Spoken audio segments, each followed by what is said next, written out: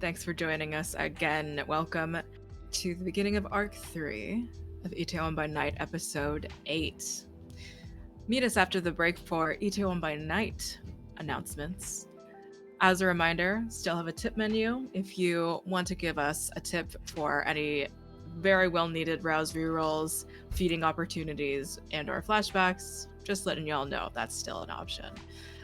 Our usual content warnings for this show can be found by the Twitch command !CW. Today's specific content warning is exorcisms and brief mentions of body horror. We will not be attempting to emulate any existing cultural rituals as a important reminder. My name is Josephine. I will be your storyteller for today. I am at Scary Dog Friend, and I'm going to go ahead and pass it over to Youngles. Hi, I'm Youngles. I play Wendy. We both go by she, they pronouns. And I'm excited for today's episode. Pass it down.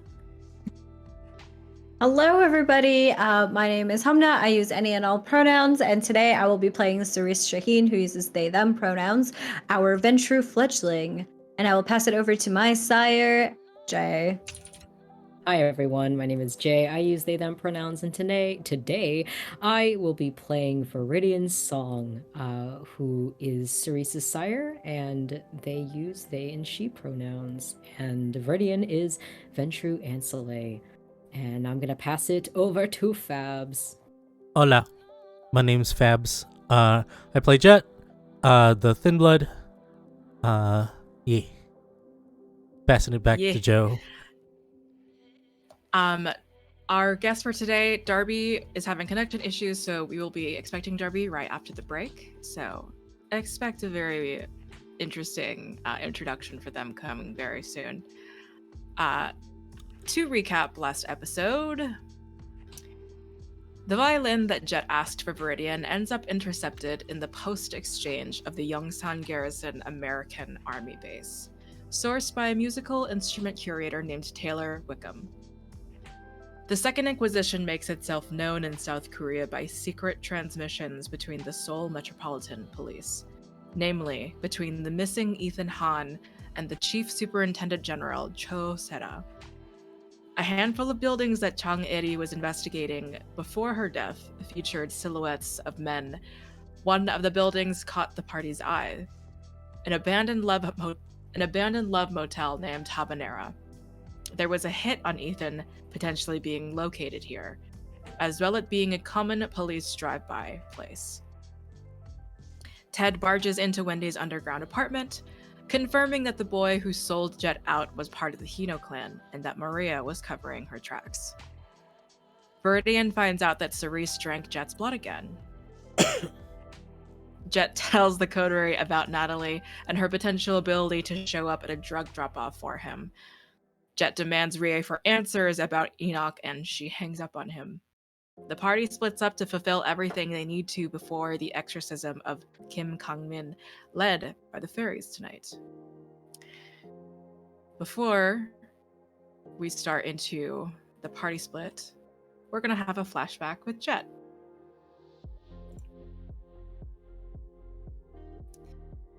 Jet. It is only a few days after you've been turned, abandoned.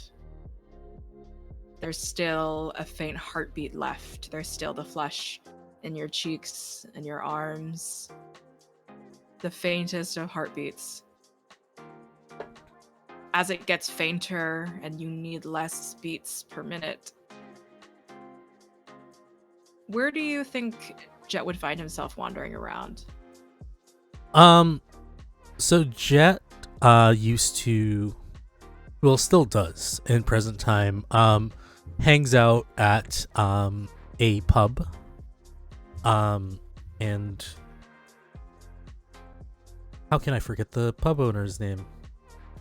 It's on my sheet.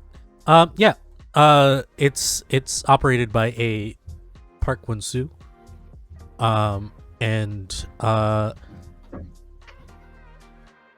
it's kind of weird because he doesn't really get drunk anymore, but he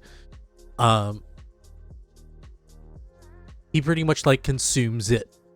The taste kind of reminds him of, kind of like it calms him down in the sense that it reminds him of like the times where he would consume alcohol whenever he's troubled.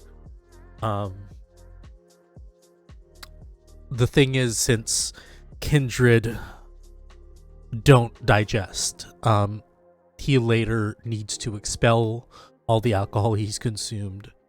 So he finds himself after in an alleyway, pretty much expelling all the alcohol that he's consumed. Seemingly drunk, but not really. In an alleyway within the Itaewon district, or a little bit outside, just depending on where the pub is. With new senses, you're able to hear the piercing sound of what seems just to be regular heels walking, clacking down this alleyway with you. Ally. And you turn and you see a bright pink dress, bright pink hair, bright pink parasol, and a violin case sort of strapped to the shoulder. A girl. Yeah, I'm like, yeah. Looking to party? Looking to, I don't know what the fuck people do these days. What do you want?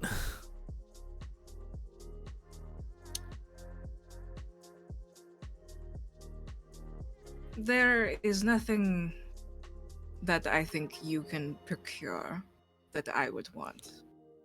But I think I might be able to help you. What kind of proposition is this? This is awfully weird. What do you mean by that?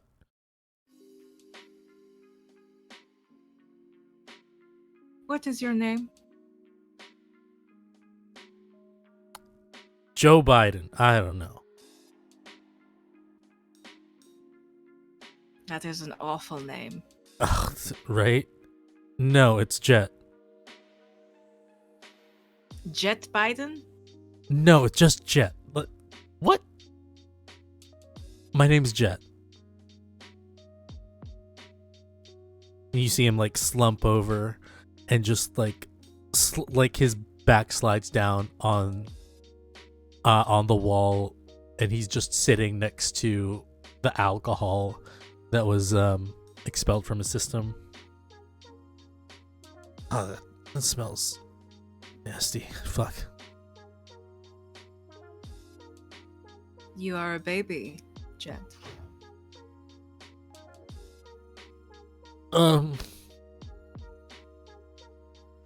It's a weird come on, but sure. Yeah. Okay.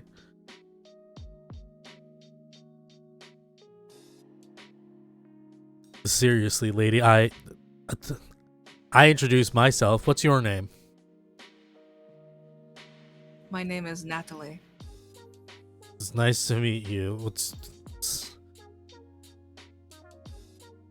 a girl like you doing in the alley like this? Oh shit. Have you been discarded?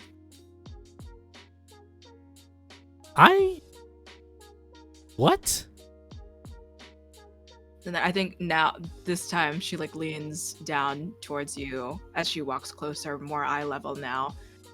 This Victorian sort of dressed Lolita strange figure. Her piercing, even pink eyes look into yours. Stoic, strange.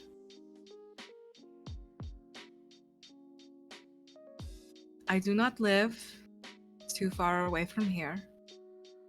I can help. Are you sure you want to invite a guy that you just met puking in the alley to your place? I would not leave a baby on its own. Look, Do you know what I am talking about? You know what I mean. absolutely not. And I'm gonna tell you this right now, Natalie. I am more dangerous than you think I am, so this is your chance.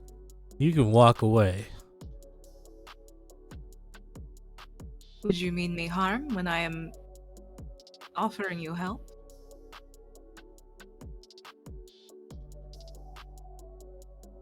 No. Look, it's been terrible few days. I don't understand what you mean by help.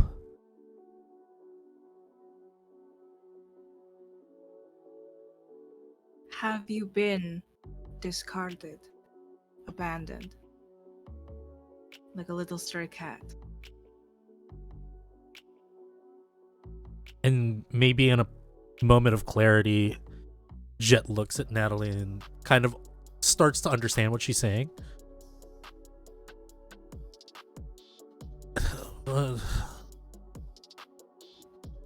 He kind of starts to try and stand up again.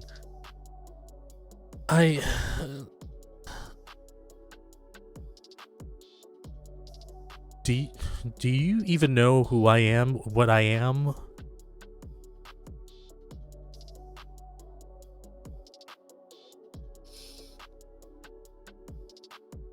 Are you hungry?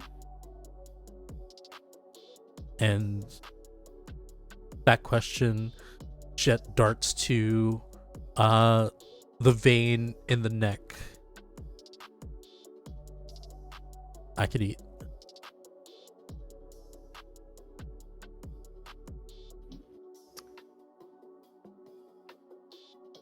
Give me 1 second. And then I think Natalie walks out of the alleyway. And in maybe 5 minutes, Natalie, still holding her parasol, still with the violin strapped, she begins to just start like dragging from around the corner just a man unconscious. Huh. What were you told to do with this type of victim? To kill or to sate what is necessary? I don't think I can sate anything with what I've got. And he kind of pulls his mouth open, and Natalie sees that he has no fangs whatsoever.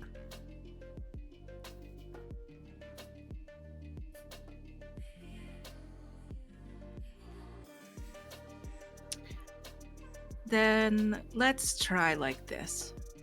And you see Natalie begin to like root through like some of her bags and pockets, and she pulls out what seems to be like basically all of the phlebotomy like tools that she needs to start like medically like pulling from the vein of this unconscious man and beginning to make a blood pouch for you. Okay.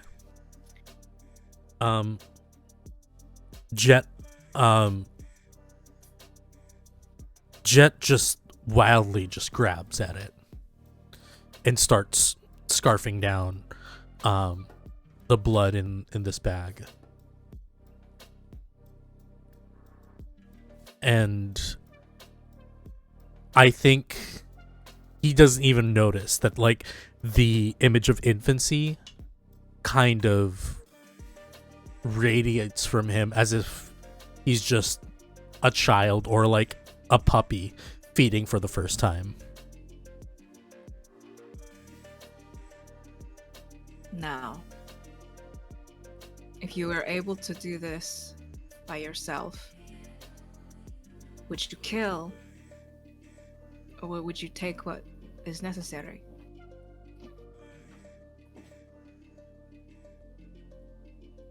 Killing is just not for me.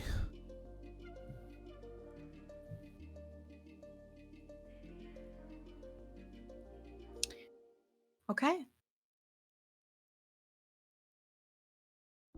Let me help with one more thing. Then she will reach out her hand for yours. He takes it. May I draw your blood?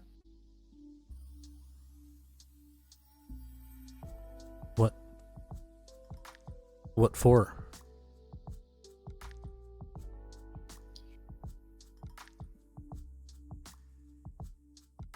I can see what I need to know about your blood this way. How I may help you. Reluctantly, he kind of gives a nod.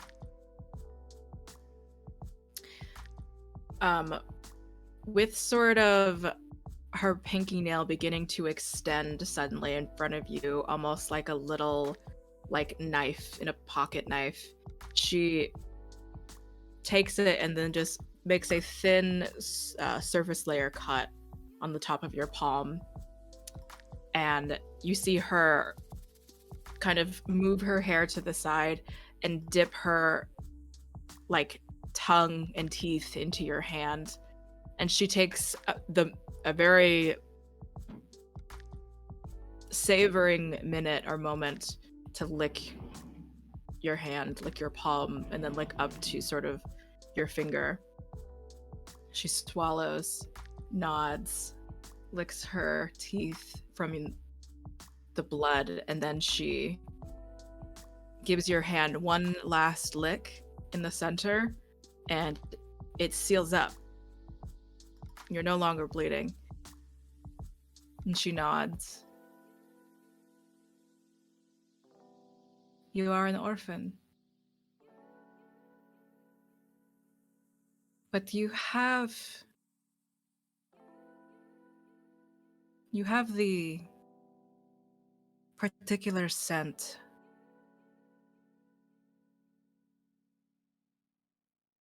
Your parent, your sire, is what they call them. Was it true? Yeah.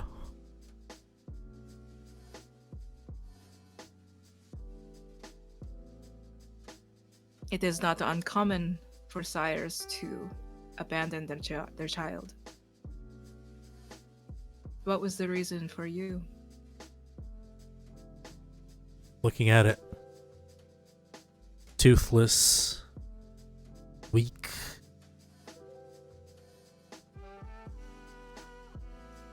I'm not what he expected. So, instead of caring for some invalid, he chose to just leave me.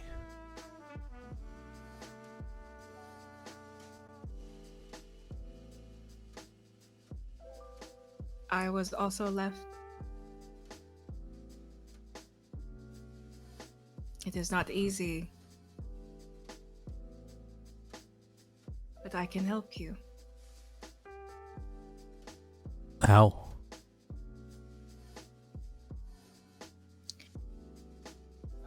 I mean, for as long as you would like or need,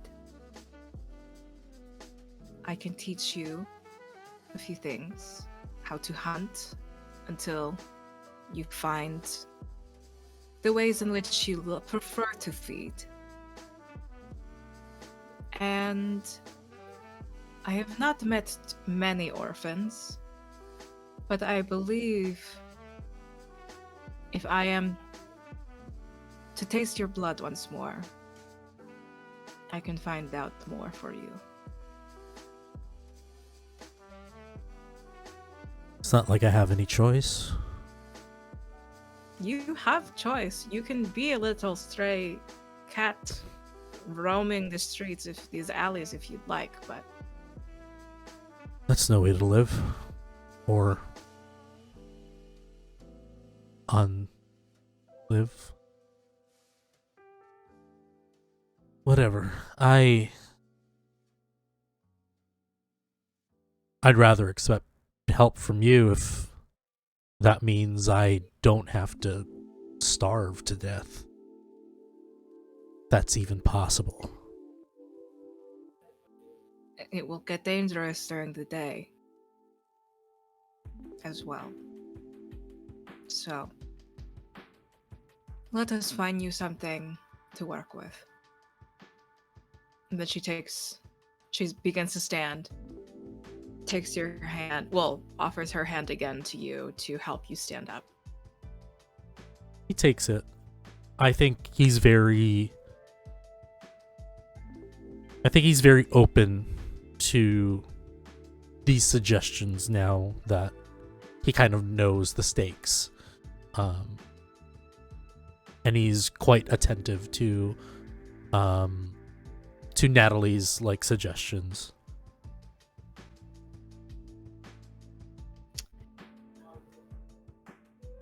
We pull away from this memory.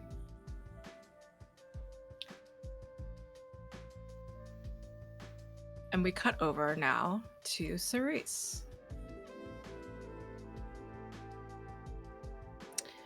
As just a sort of a question, were you intending to talk to the chief superintendent general the same night rather, or a new night? Probably a new night, I think, just to give everybody a chance to settle in, process the information that we found, and to really figure out what is it that we want to know. Got it. Where is Cerise, and is there any preparation, or is it just this usual walk-in? I think this time Cerise will try to make a urgent appointment with the chief superintendent general, making some sort of claim about it being related to one of their active cases right now, and making it very, very clear that this needs to happen ASAP, if they can get a meeting that way.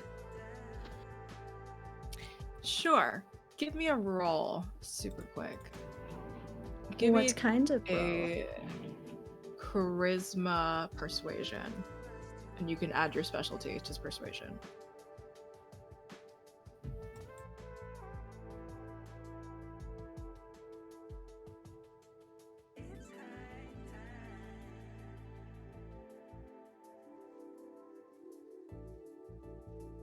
Seven successes. Okay.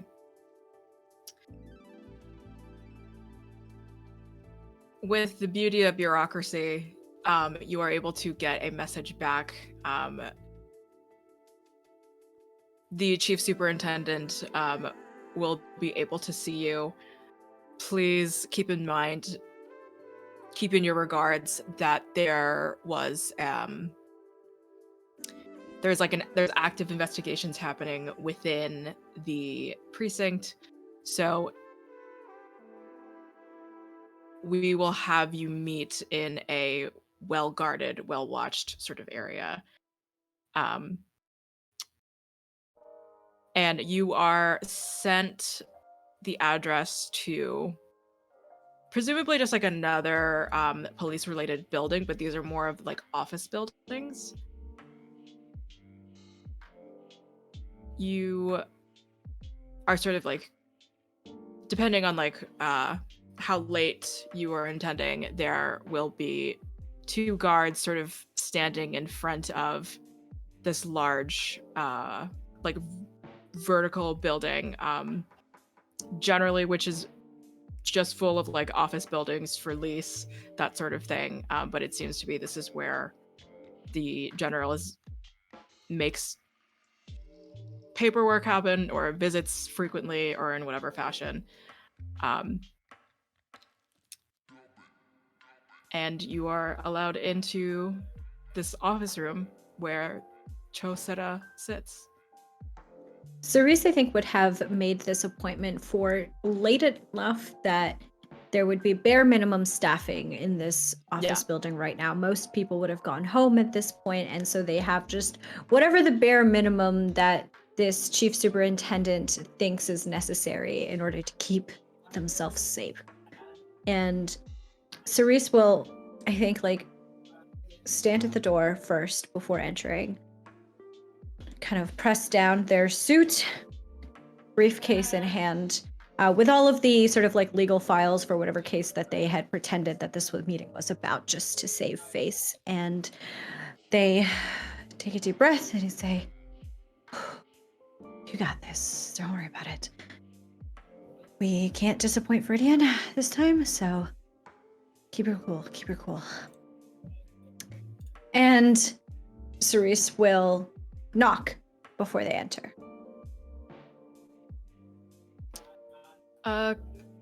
Come in. Come in.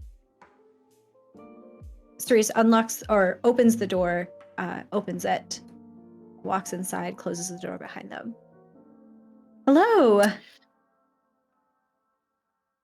Cho Sera is a like graying brunette woman with small glasses, with a blue sort of button up over a like brown suit, matching brown slacks, loafers, just very much like a motherly type of looking woman.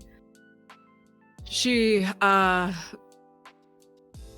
looks a bit flustered, frazzled, looking over mountains of her own paperwork.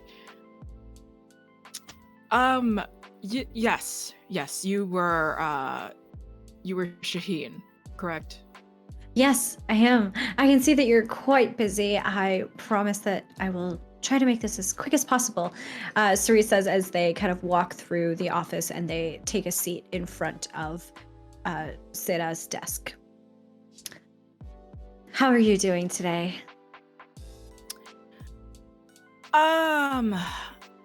Not fantastic. I actually was wondering if I should reach out to you or if we should reach out. Oh, what for?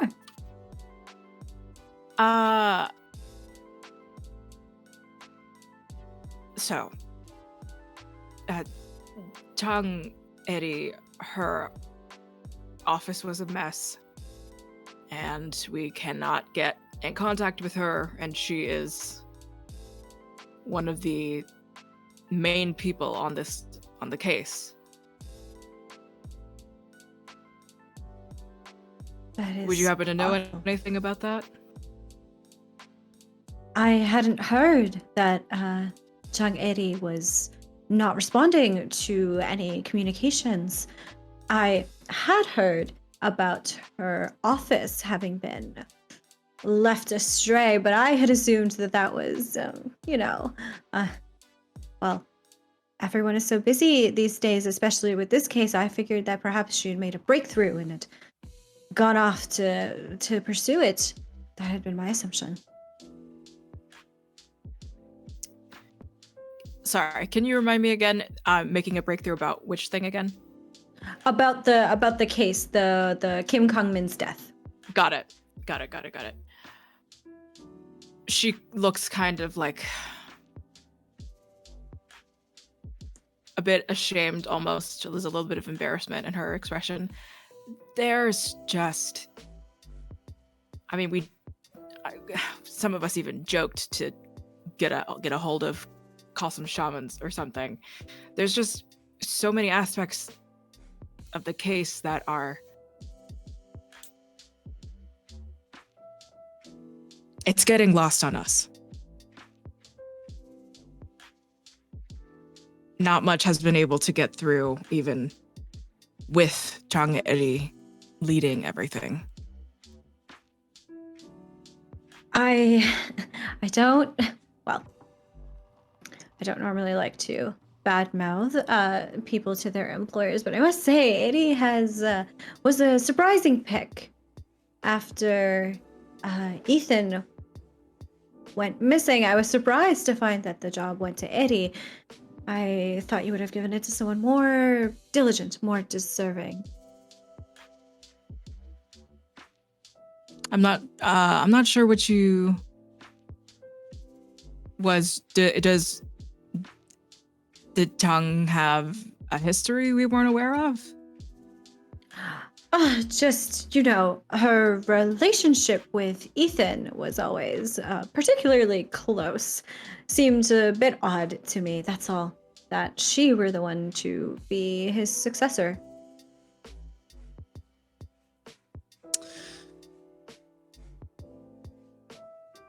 We always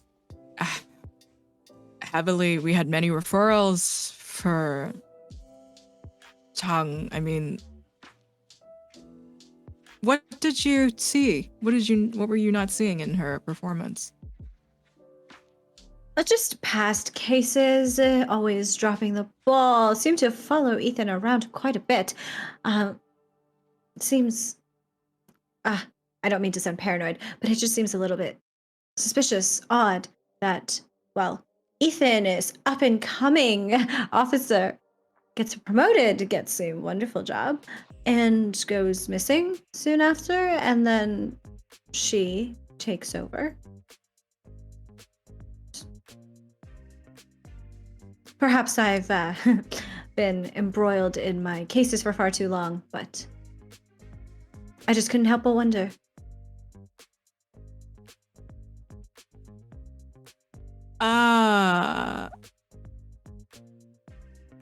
Shahin-shi, could you tell me what's the urgent part of this meeting, this conversation? Apologies, didn't mean to get distracted. Well, Choshi, you see, the more that I have been on this case, been following this case of King Kungmin's death, the more that I can't help but, well, you'll have to excuse me when I say this, the more I can't help but notice that the precinct doesn't seem to be following up on very many cases lately. We were actually just talking about one, Ethan's disappearance. Is the precinct not concerned? Give me a wits insight, please. Okay. Do I get to use any of my extra dice for this? No. Use two from your social. Okay, cool. I got 3 successes. Okay, yeah. You've seen Seta sort of like an uncomfortable repositioning in her seat as soon as you mention the Ethan Hahn case specifically. It's very unfortunate, I will say. Ethan was a great worker. As far as I understood, he had a good working relationship with Jang Eri, but at this point, she has gotten herself so consumed in everything. I'm terrified that she is sick somewhere or collapsed.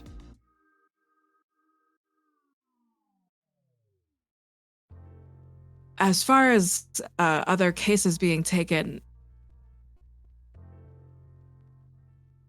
there are many just civil related things, traffic things.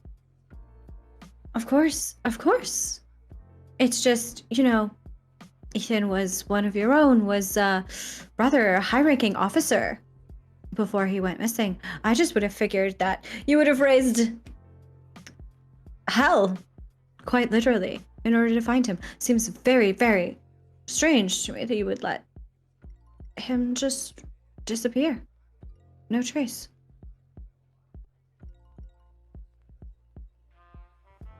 His files are readily available. I'm not sure what you mean. They are, and I've been trying to access them, but of course your office won't let me anywhere near them, as you always do every time I'm on a case. I wish you wouldn't resist so much, but I understand the nature of our relationship. That's all to say, is there something that you know about Ethan's disappearance? Something you're not telling the public? There are a good amount of information confidential, considering this was our own. And it was an inspector of the precinct. There are certainly some things that we are limiting to the family.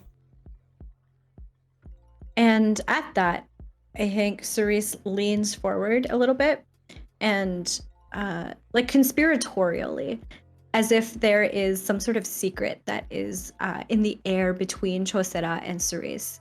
And they lean in and they whisper, "Why don't you tell me?" And I will use my entrancement on Chosera. So that is a contested charisma presence for me and composure wits for Chosera. And I will do my rouse check for that as well.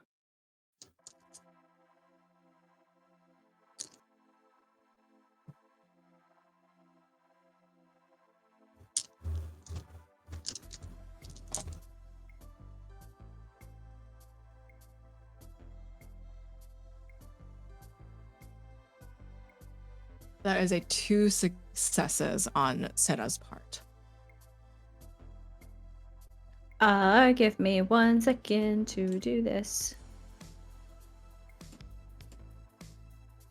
I got 8 successes, Oh, I think. excellent. How does this manifest? How does this go through? So I think Cerise, as they lean in and they whisper this command to Chosera, I think in this chief superintendent's view, they can see the blue eyes of Cerise in front of them, and they become almost brighter, like unnaturally so. There's this sparkle in their eyes, the way that it is when sunlight is hitting off of the waves of water, kind of like lapping at a shore. And it mesmerizes Chosera, I think, to the point where it's difficult to look away, and they're fascinated by Cerise's eyes, and their full attention is on them. And for roughly an hour plus 1 per point of margin between our 2 rolls, whatever that is. So 6 hours. Okay, so for the next 6 hours, Chosera is basically enraptured to the point where they will do whatever I say, as long as it's not directly harmful to her.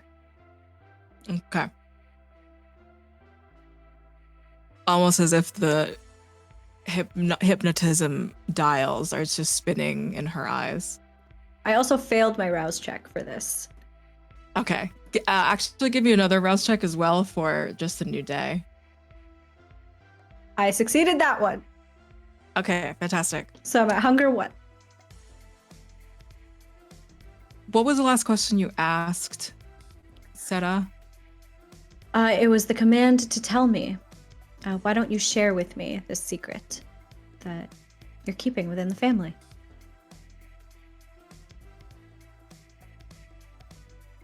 In sort of like the slack-jawed, intense adoration for you. We haven't told the family anything. The older brother died recently. There's almost as if Ethan is being sought after. I couldn't have anyone looking after him. What makes you think that somebody was going after Ethan? I mean, his brother was killed not too long ago. Chang, Eddie is gone.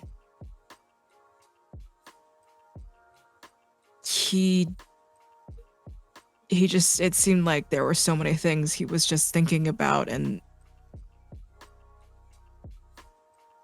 I knew he knew that they existed. That who existed? There are monsters in Itaewon. Monsters? You mean like mob bosses and drug dealers on the street? No. Like monsters. Like creatures. Vampires. Ghosts. Things that we need to get rid of. I was Ethan, told. You were told. By whom?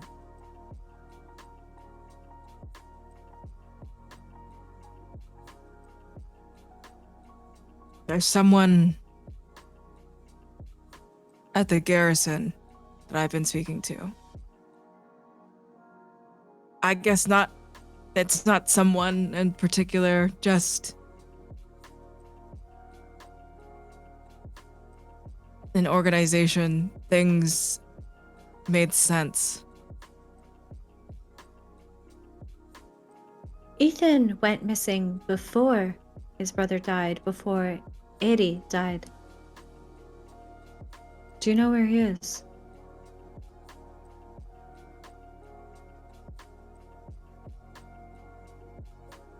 Can I tell you? You can tell me anything.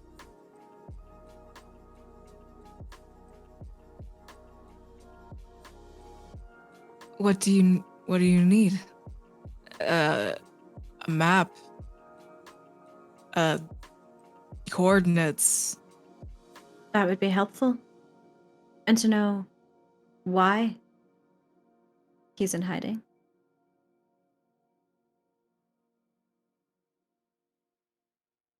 I put him there. Why? He knew. He knows something.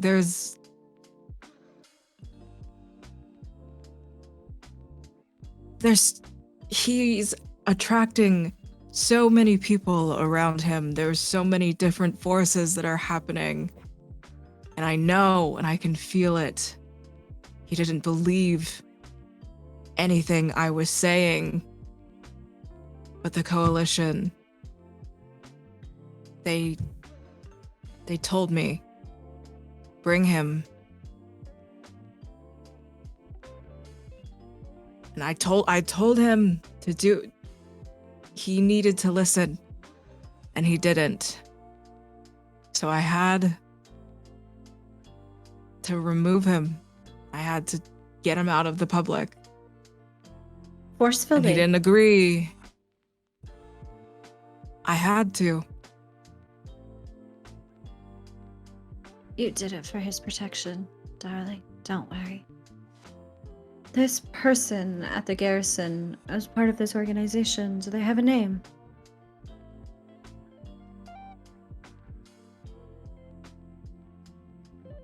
Mm. They don't give me names. But I can get you a meeting. I would love that.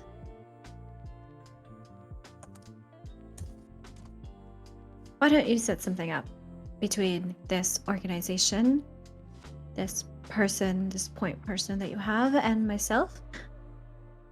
Ideally, as soon as possible.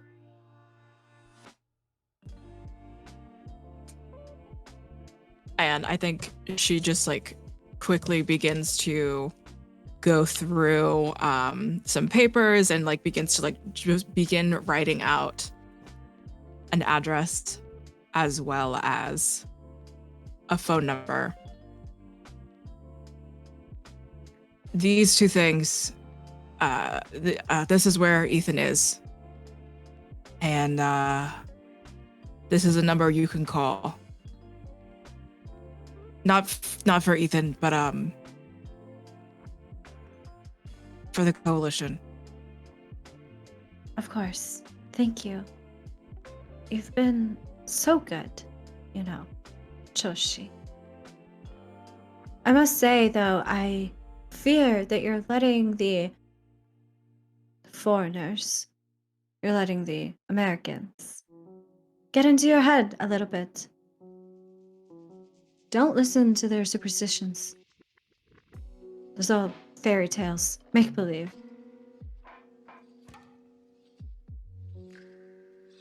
They made so much sense, though.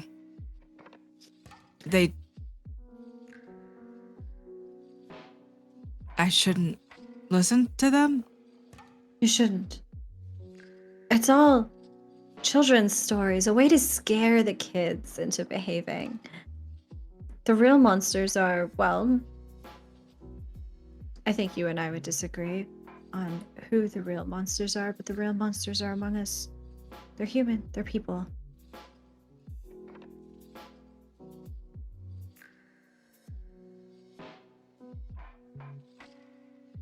Okay.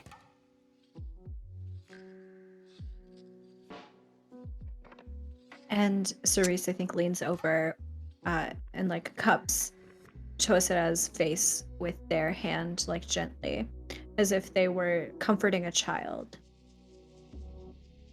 You have so much to worry about. Just rest. Forget about it. You've been so good for so long, and you deserve a rest. Just leave this be, and let me handle it. Oh, and one other thing. Don't tell anyone about our little chat, okay? It's our little secret. No, I won't. Good. And Cerise leans back, takes the information that they had gotten from the Chief Superintendent General, this address and the phone number, and they pick up their briefcase and they start to walk out. They say, Joshi, you might hear from me again in the next few hours. Stay by your phone, okay? Okay. Thank you, darling. Super quick. Go ahead and give me another entrancement roll. This is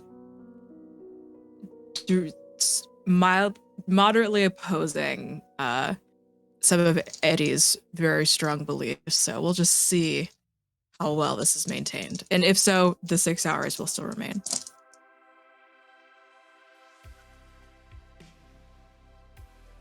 That is still only 2 successes for Sarah. I got 5 and a bestial failure. I don't know what that means. It's still a success. It's still a success.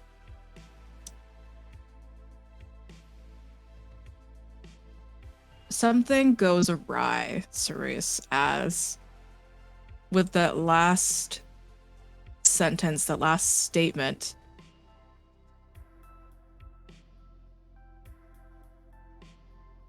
There's almost, I think, a flicker in Seta's eyes as she looks up at you, dazed and entranced. And you have a feeling, maybe, that this will last rather than 6 hours, way too long after that. Oops.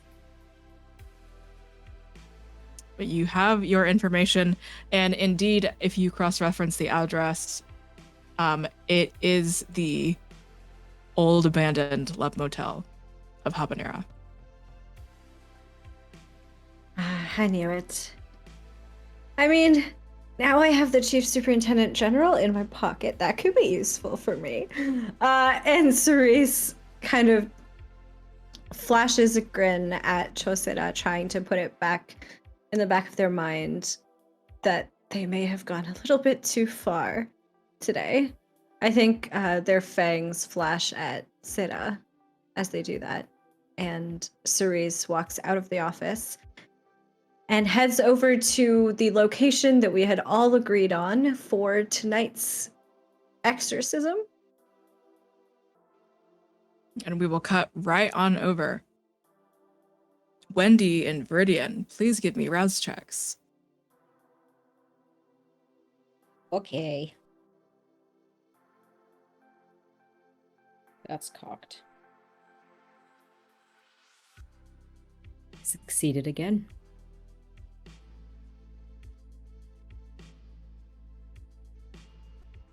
A success for Wendy as well. All right. Wendy, you stayed over the night, did you? Or Yes. did we decide? Okay, got it. Guest room. Yes. Guest room. Wendy, how do you feel waking up in this incredibly lush, extravagant guest room? Wendy immediately does that thing where you forget where you are when you wake up. So at first, they're just like stretching and like puts her arm out and then feels like way too nice. Like these are not my sheets. Like what is happening here? And so then Wendy kind of like opens her eyes and sees that she's right. We're in Viridian's house, okay? All right, and sits up and just kind of starts trying to think about what they're even supposed to do today, because Wendy has been through a little bit lately, and kind of just like throws on the house slippers, staggers over to the door, and kind of leans out into the hallway to see if anybody's like around.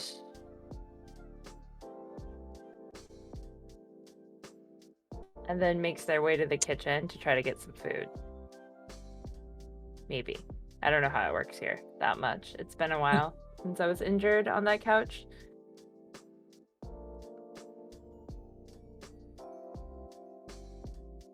I think this early evening, as we wake up, begins, I think, as usual, with Calliope and Viridian having their nightly meeting, going over the day's things.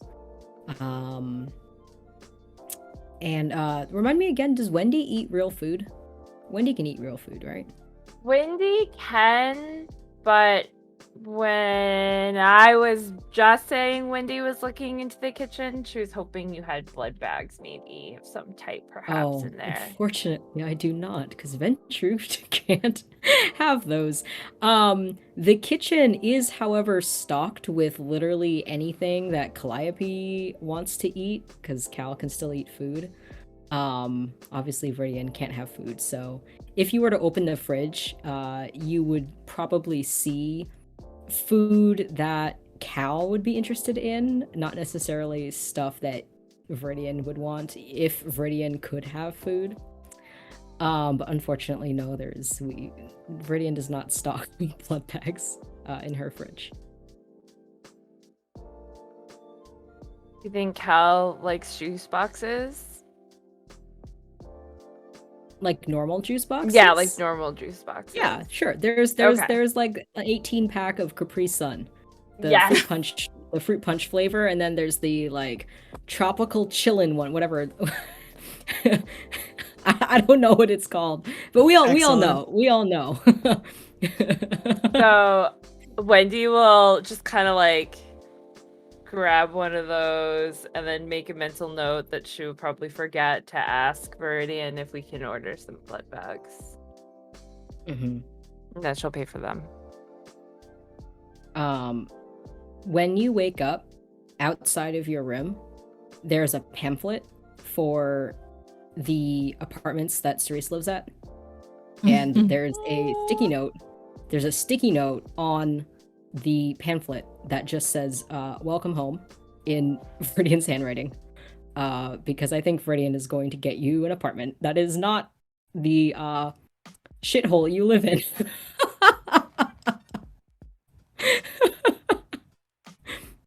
And then if you open the pamphlet, inside of it Yeah. is a little stick figure labeled Cerise.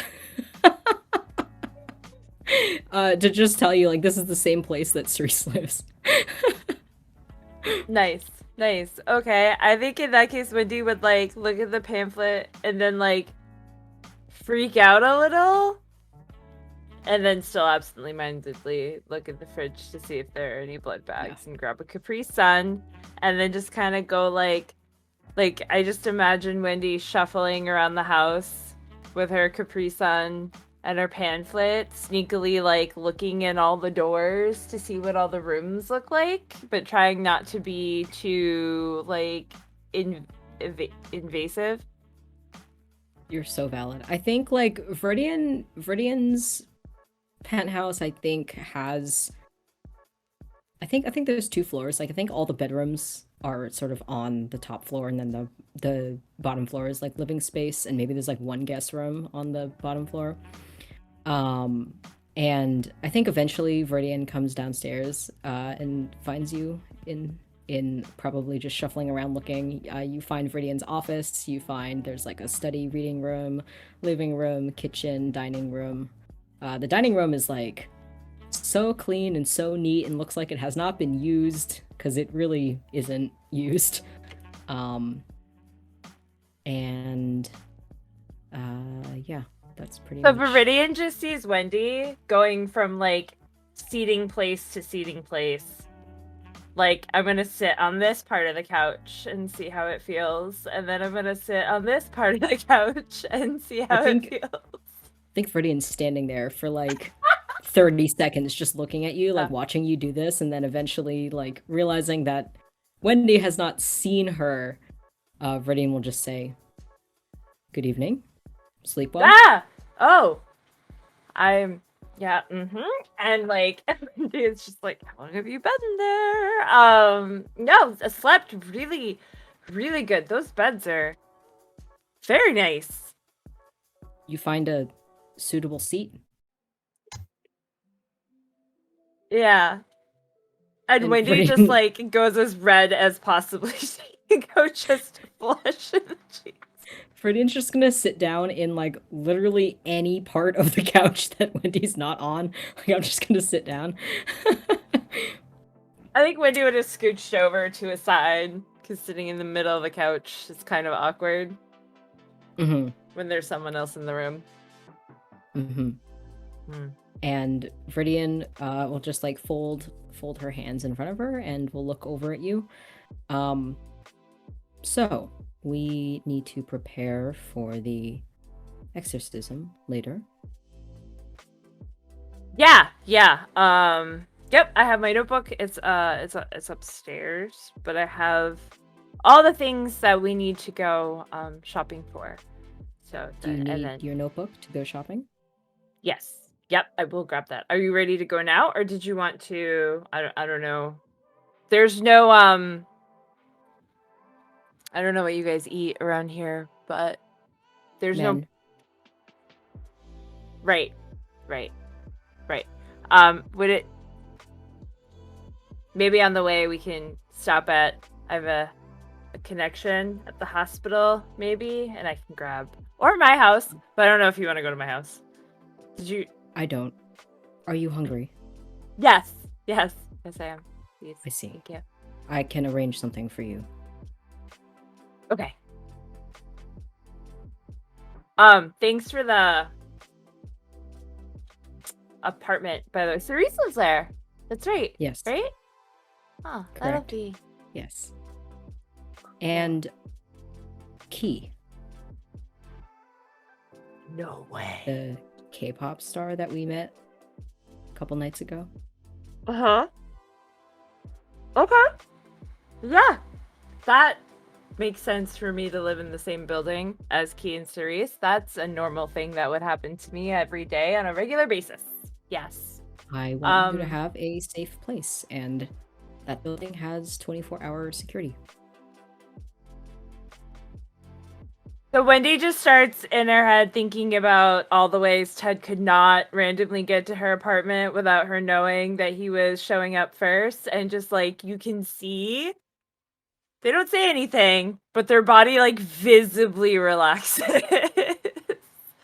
And they're like, oh, okay, yeah, I can be ready to go at any time at all. Do you need me to get you something? No, I'm fine. Why don't you go Okay. get your notebook? Okay, yeah. And like Wendy will like shuffle up the stairs. And when Wendy leaves, Viridian will just message Cal, who's probably still upstairs, just working on whatever, and ask Cal to set up the acquisition of blood bags for Wendy. Thumbs up reaction. Thanks. So Wendy's like grabbing their notebook, and then they like stop and like take just like one glance in the mirror and realize they're still wearing yesterday's clothes. So they just start like rummaging through stuff. I think they would have grabbed a bag or maybe.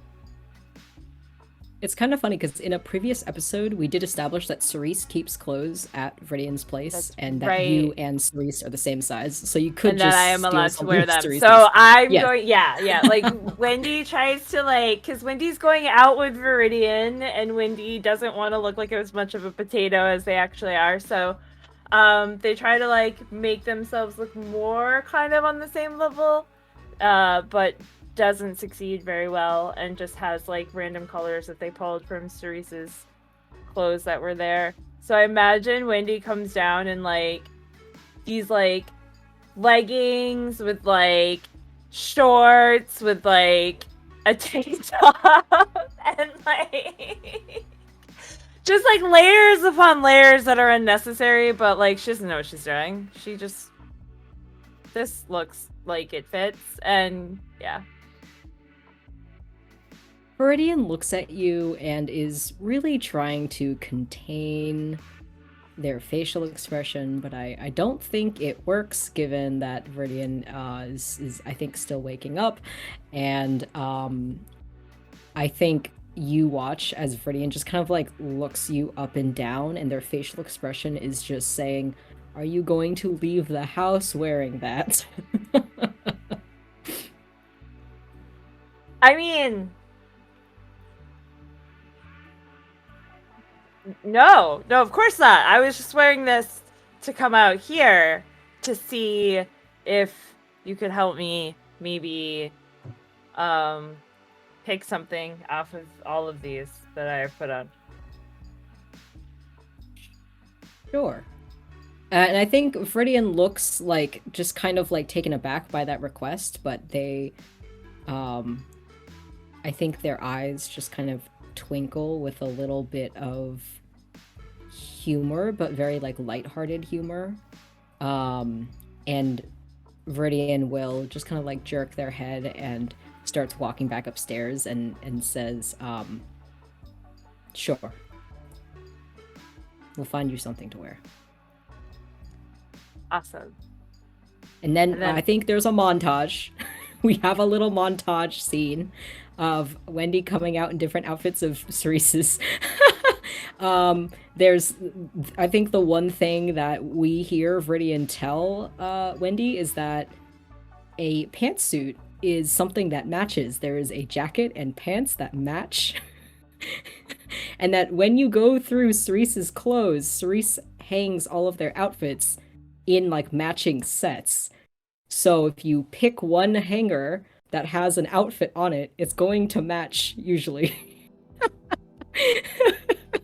And so we're trying on different outfits, and I want to know what do we end up landing on? What does Wendy wear? I feel like Wendy would land on a pantsuit, but like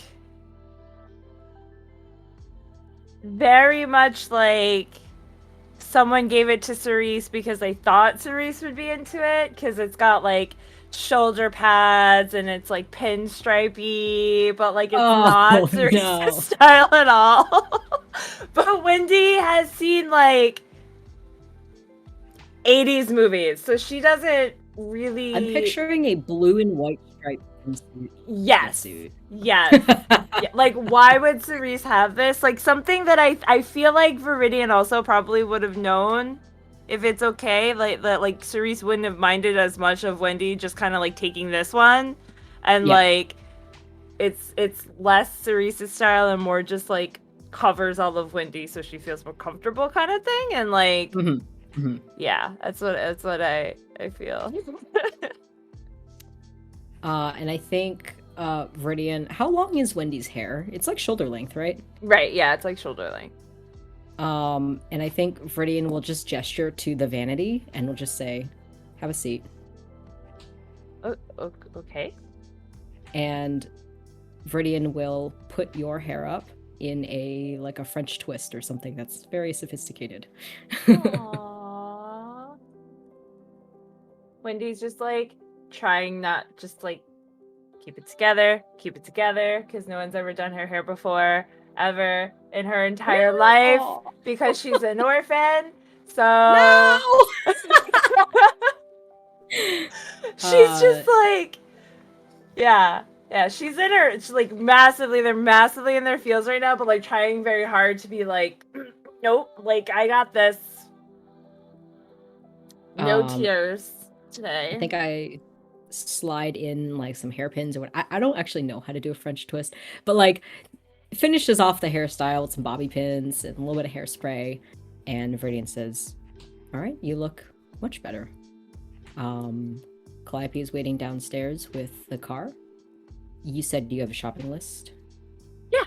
And Wendy grabs her like little tiny notebook and a pen and is like, "I've got a fanny pack." And then I imagine Viridian's like, no fanny pack. Yeah, I think Viridian sees the fanny pack with the suit and just I think at this point they let it go. I think they look down and they're like, okay, do you wear the fanny pack around your waist or do you wear it like across the body, like his style? Oh no, she's going full waist, like. Okay. Not even the stylish way. Okay. No, just it is on. And I think Viridian will just like look down and just look back up and say, "All right." Cool. And on the way out, Viridian grabs their coat. I think they have like a long dark green overcoat that they wear over their clothes. I think today Viridian is dressed in some kind of like very simple but elegant like gray blue structured blazer, pants, a white blouse with like a geometric collar, something that's kind of modern and very fun. And they put their coat over it, and we go downstairs in the private elevator down to the lobby in this building, and out into a private garage area where Cal is waiting with the car. And Viridian will open the door for you, actually. Wow, okay. Wendy's like, yeah, like feeling a little cared for. It's like, thank you. Viridian's just kind of like looking at you like, get in and slide over. and Wendy will get in, and then like after Viridian gets in, because I assume we're both in the back, right? Yeah, back okay. seat. Yeah. After you get in, Wendy will take her MP3 player out of her fanny pack and then hand an earbud over to Viridian and ask if she has ever heard of Wonder Girls and would like to listen to some. Yes. I can't say I have. And Viridian will take it and then say, please tell Cal where we should go first. Right. And then I'm going to defer to our storyteller because I don't. Yeah. First. So, firstly, I want to ask, Wendy, where's the fish charm that Miho gave you? Is that just like on your person or? Yeah, I think that's something that Wendy will keep in her fanny pack. Like, it's just like a fanny pack that she carries with her all the time. So like that's kind of in there already.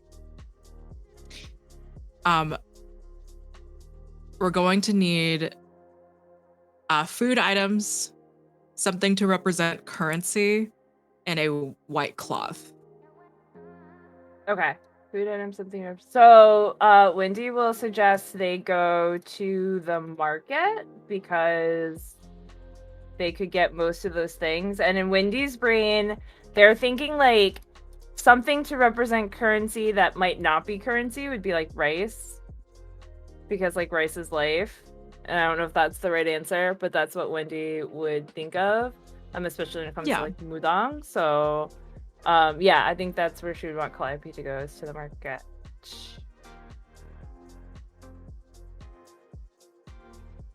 Yeah, and all of those things easily enough.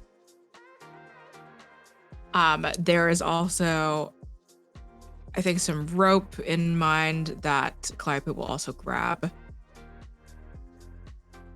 And for the most part, all of these things barely, like, I think Calliope takes y'all to like some, like, it is a wet market and there are grandmas like on the floor, like actively washing like crabs and like lychees, and just it's an incredible like community effort that's there.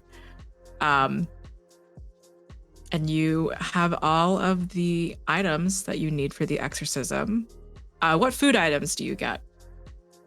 Probably some pears and like nothing stone fruit, because Wendy knows that you're not supposed to put those on an altar, and though she's not completely sure, she's staying away from that stuff. And then they would pick up like probably some rice cake. Wendy would grab some japchae because that's her favorite. So if there's anybody there that already has it made, she would kind of like do that. And she's just thinking, at this point, she's just thinking of all these different foods that she used to steal from the market when she was a child. So that's kind of what she's going for. But pears, rice cakes, probably some seaweed. I imagine a shopping montage where Wendy's just kind of dragging Viridian around and we are buying all these things, and it's like you buy the thing, hand it to Viridian passes it to Calliope. Calliope's holding like all the stuff.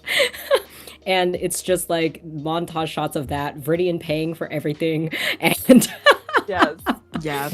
Wendy just wandering off. Like, yeah. There are grandmas that are like, "What are you so well dressed for? Where are you going? You go to work? It's very late at night." Viridian just says something like, "Oh, coming home from work." Oh, okay. Yeah. We stop and get Wendy blood bags, right? At some point. Yeah. Got it. Thank you, the chat, for donating for feeding opportunity. Yeah. No problem. Alrighty. Ba-ba-ba-bum. With all the items grabbed. Let's see. I think Viridian, where is Key's key? I like to imagine it's actually still in the pocket of that overcoat, because I'm assuming that was the same coat that I was wearing when I got it in the first place. So I think it's just still in my pocket. Okay. And it also, as a reminder about it, that is essentially literally, metaphorically, a key for whenever you need to call on Key. And Key, who is the messenger for Miho will be able to be summoned on the site of the exorcism. Okay, cool. So you have everything that you need. Then I think after we complete the shopping, Viridian sends a text to our group chat that says, we are ready, period. meet us at the kimchi fridge. Period. Send text. Wait, this is probably a dumb question, but I have a question. Can we be like, if I took like a picture like with my phone, could we be picked up on the picture? I don't know how it works in VTM, but like, could It's Wendy like- be like, here's a picture of my fit that Viridian totally helped me make, you guys? What do you think? Yeah, you could take think- pictures. There's no specific like thing that y'all Okay, I have. I think there's like one flaw-wise. specific clan that can't be picked up on cameras. I don't remember which one it is Yep. though. Oh, okay, good to know. But yeah, I Yeah, imagine Wendy like got Viridian to take a picture of her with her phone, and was like, also like, guys, we Aw. went shopping today, and look at my outfit. Oh. Also, Cerise, please don't be mad I borrowed some of your clothes. Thank you. I think Cerise texts back saying that they're not mad, but also they wish that you would have. They text back that I'm not mad, love, but you do know that you could have taken anything out of my closet, right? Viridian will text, that's what I said. ... Send text. You guys get a text from Jet just saying sick fanny pack.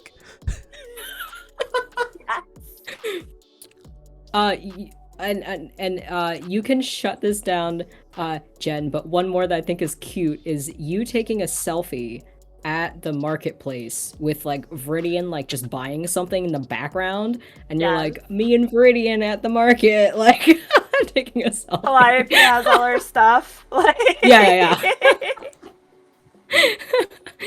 Like Cal smiles for the Absolutely. picture of Viridian is like blurry because they're in the middle of paying for the items. Yeah. So yeah, those would be the two pictures that I would send into the group I chat. get so Amazing. many heart emojis back for that second picture. Yes. Group chat selfies, alter items in tow. We're gonna go ahead and take a break. We'll meet you back in about 10 minutes. We'll have Itaewon by Night announcements as well as Bad House RPG announcements in general, and then we will also get our guest together and prepped. See you very soon. Hello, welcome back. Oh God, my documents. Oh no, my documents! I've oh, my spilled them all doc- Not over the the documents. Welcome everyone. Say welcome rather to Darby, our guest. We will have a proper introduction outro when we get to a good point. Some very quick Itaewon by Night news. The date of our season 1 finale will be February 7th. For season 2, Itaewon by Night will be moving over to Bad House RPG for Fabian's greater World of Darkness series, Darkness Eternal. So expect to see Itaewon by Night season 2 starting sometime in March. Ashes of New Amsterdam, a Mage the Ascension story, also sometime in March.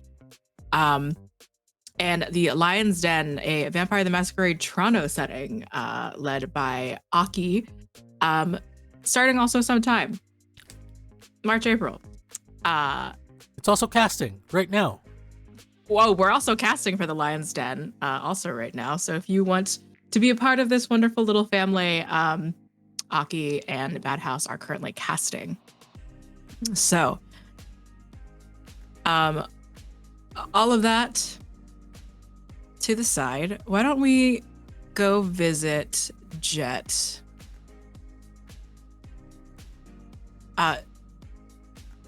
In the group chat, there's a fun little message. Yeah, in the group chat, while everybody was talking about the Wendy's new outfit, Jet like, yeah, this was me this morning, and you see that Jet is wearing like a well tailored kind of like US Army kind of like uniform. Oh yes, boo. Yes, correct, boo. And and he is right outside of the, I believe, the surplus. Like the Yep. So yeah. And you see that Jet took that selfie, and he was about to text it, and he noticed that people were like just passing by, so he quickly hides his phone. It's morning. And It's morning. yeah. Jet did not go to sleep. He went and picked up the uniform as per Wendy's instruction, and yeah, he's now about to try to procure this violin. Give me a rouse check also. 10. Gorgeous. Okie dokie. So Jet can go about this in a couple ways. If you want to be able to sort of suss out the area on your own, we can make a check for that. Or if you want to go and ask someone, we can also make a check for that. I think Jet's gonna ask. I think Jet wants to get in and out as quickly as possible. He's not a really big fan of military and law enforcement, so yeah, he's probably gonna walk up to somebody and ask. Okay. I'm gonna roll something.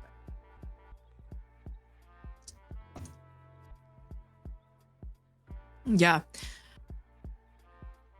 You stroll up to sort of a man in his 60s. There's a familiar air about him. With a clipboard, a Bluetooth piece in his ear. Can I help you? Hey, look, I'm supposed to be picking something up. I just need to know where holding is. Where like custom items were held from customs. And I think you also see, as this man turns to face you more directly, the sort of like embroidered breast piece of the name. It says Beaver. There wasn't any call for that kind of thing. It was what custom items are you talking about? I think like it's a package. Yeah, I just got word from HQ, and yeah, I'm just trying to pick it up.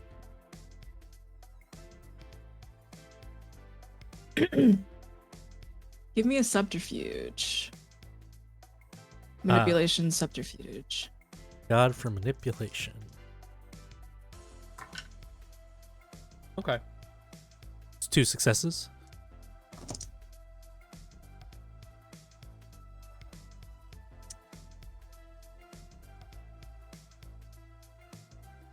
A question to Jet. Do you know what Ted looks like? Okay. I don't believe that. I know of Ted, but I've never met Ted.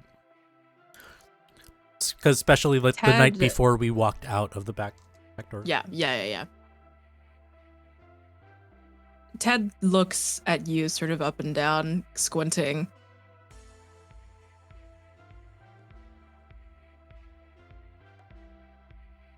Yeah. Come over here. And then Ted seemingly begins to walk you down a hallway. That leads into more of like a backroom storage sort of situation. Can you give me a contested dexterity Athletics, brawl, or stealth, please. I'll do brawl.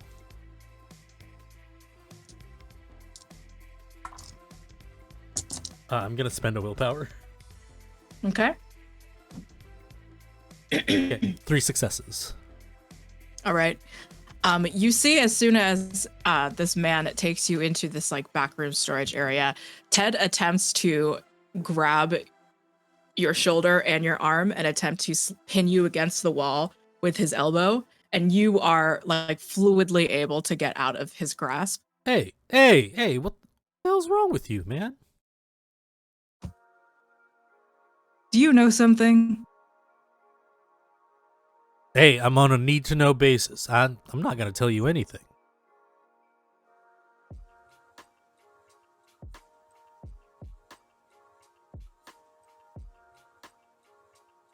This might be a long shot, because if you don't say yes to this, we're gonna have a lot of fucking trouble.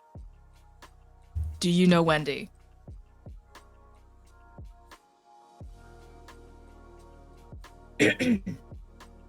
Maybe? I'm just saying, man, we're gonna have trouble if you don't know who I'm talking about.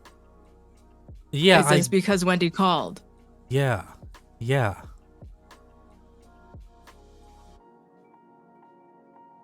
Look, if you know Wendy, then you know I'm here. So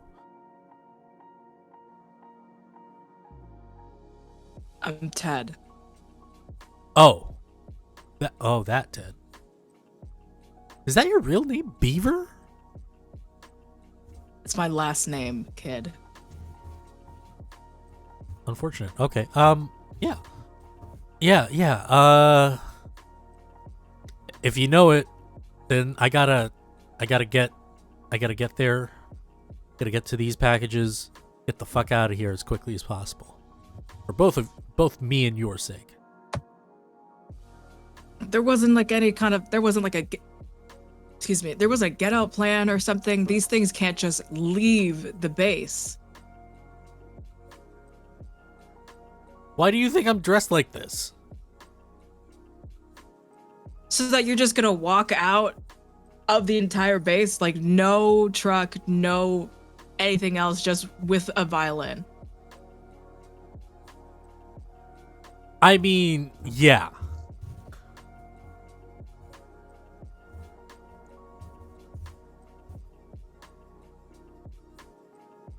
God damn it. Look, it made more sense in my head.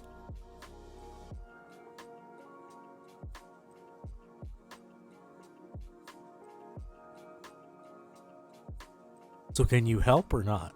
Okay. Just tell me these things, okay? Where is the violin heading? Like, is there a specific place we could I can give some kind of answer to? It's heading to, and I don't believe that we discussed the name of the pub, but I'm gonna name the pub. Okay.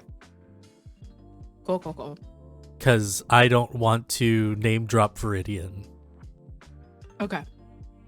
to put them into more trouble.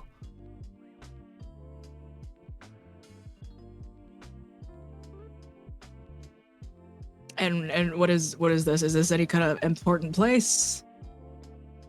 No. It's Is a it pub. a military person?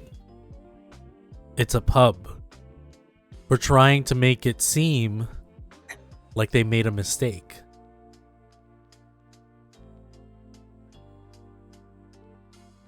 This is not gonna fly. It's for Wendy. If it's for Wendy, I'll figure something out. What is Wendy to you anyway?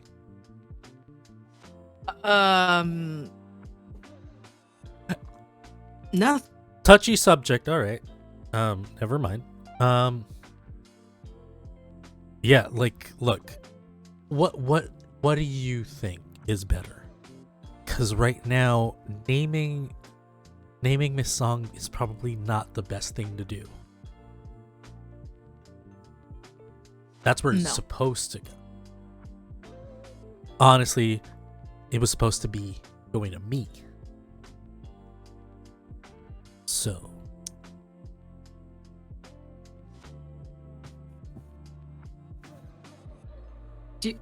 Who is Taylor Wickham to you?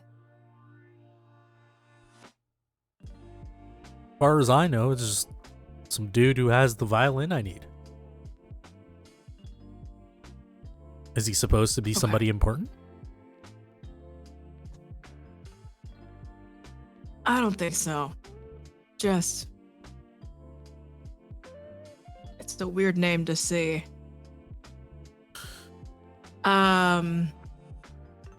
Okay. I am gonna have to I'm gonna have to chew Wendy out for this, but we're gonna take this cargo, okay?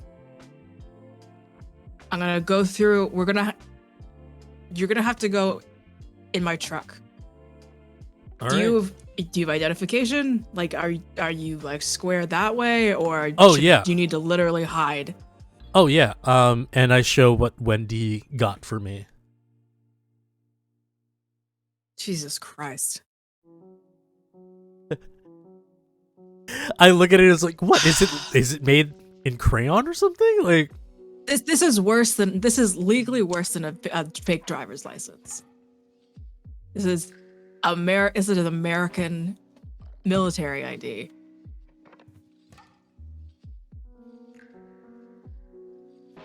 Okay.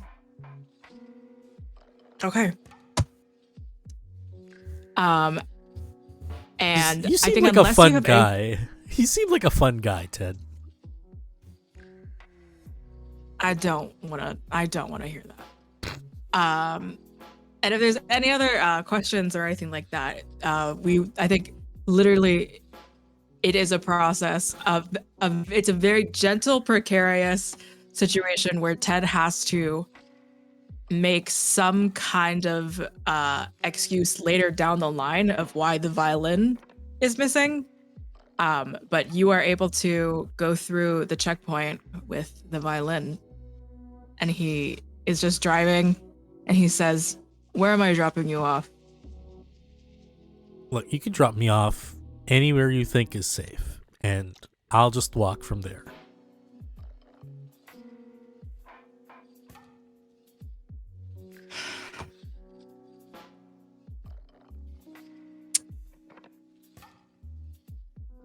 I'll take you to the subway. Yeah, that's fine. You're better than I expected, Ted. What does that mean?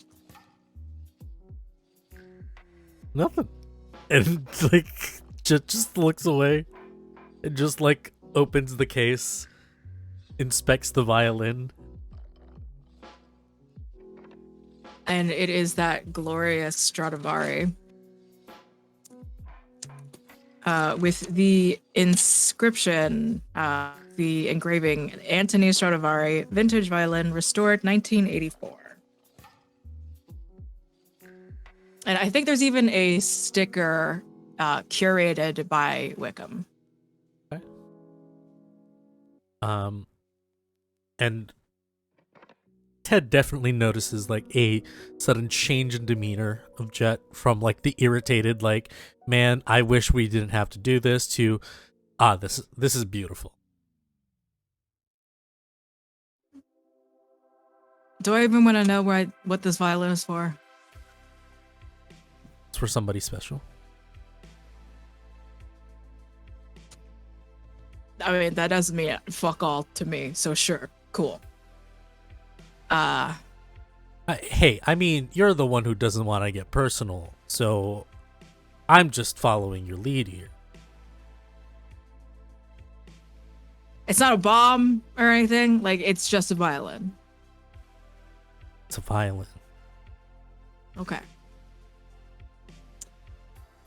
And then Is that what they thought that this was? Like a bomb? Is this... it was left behind in a warehouse. It was just like if it was from some fucking criminal, it wasn't gonna look great. It's international cargo that we intercepted. You know, fair. See something, say something. Yeah, sure.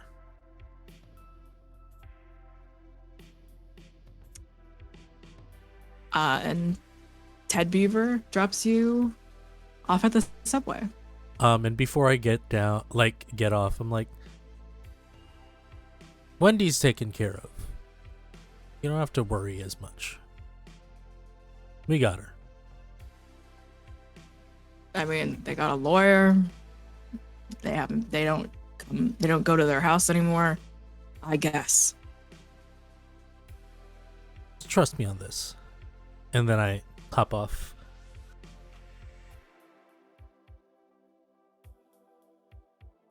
Okay. And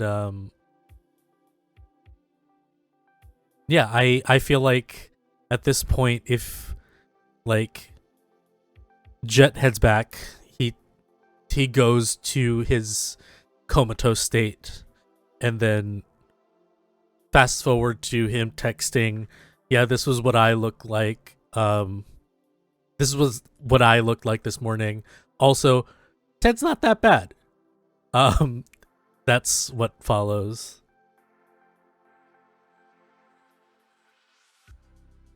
And When yep.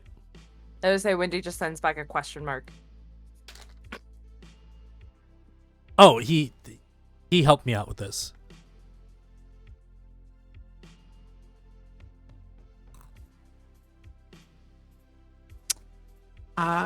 Does the Coterie converge at the kimchi fridge? Okay. With all the items, all that is left is calling the exorcist.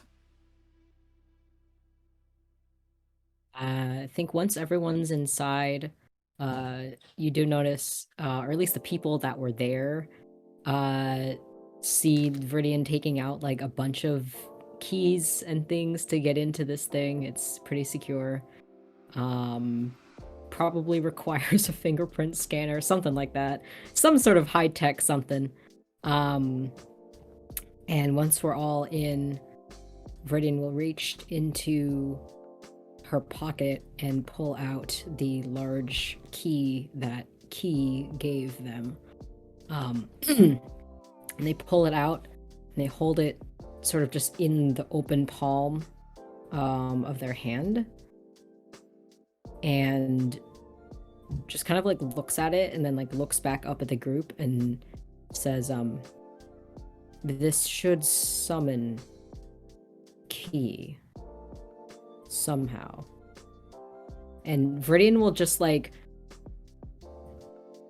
tentatively reach out and just like tap it with their fingers, because they learned last time that Key can feel when the key is being touched, so they just like tap it gently. There's almost, as you tap it, there's almost the sound effect of like touching a small spoon against glass. It like there's a little chime and like a giggle in Key's voice, but nothing happens immediately.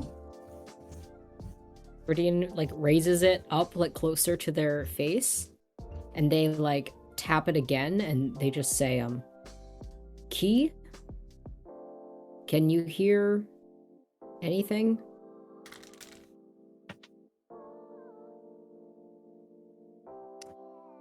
No answer. Viridian feels really silly and looks around at the group, still holding the key. Actually, I think they like close their hand around it, and just kind of look at the group and they say, "Am I missing something here?" Or, Well, it's a key. Maybe it needs a lock of some kind. Did she give you anything else? did she give me anything else?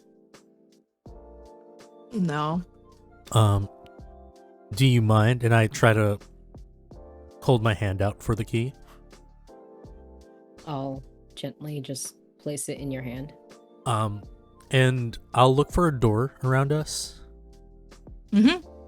I'm gonna close the door, and I'm gonna try to put the key inside the keyhole. Where are you in terms of like everyone else in this door? Like, did you close? I'm on the side of all of us. Okay, got it. Mhm. And with almost like a cloud of like glitter and smoke around the doorknob, you are able to let the key go out of the lock, and there is a knock on the other side of the door. Huh. That worked. And I open the door. When you open the door, it leads back to that reality marble from the hen house antique shop. So it is that technicolored, like traditionally Korean sort of dreamscape all of a sudden on the other side of this door, where it would just be a regular, maybe office in Viridian's home. And you see Ki having opened the door to Miho, the nine-tailed fox spirit, and the Mudang.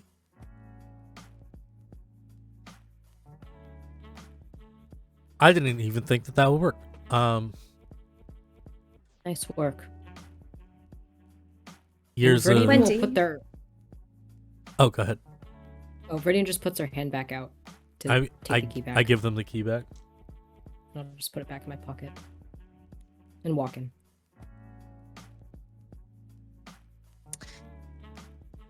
Cerise, were you going to say something? I was just gonna say that Wendy knows the Mudang best. Might be best to let them take charge.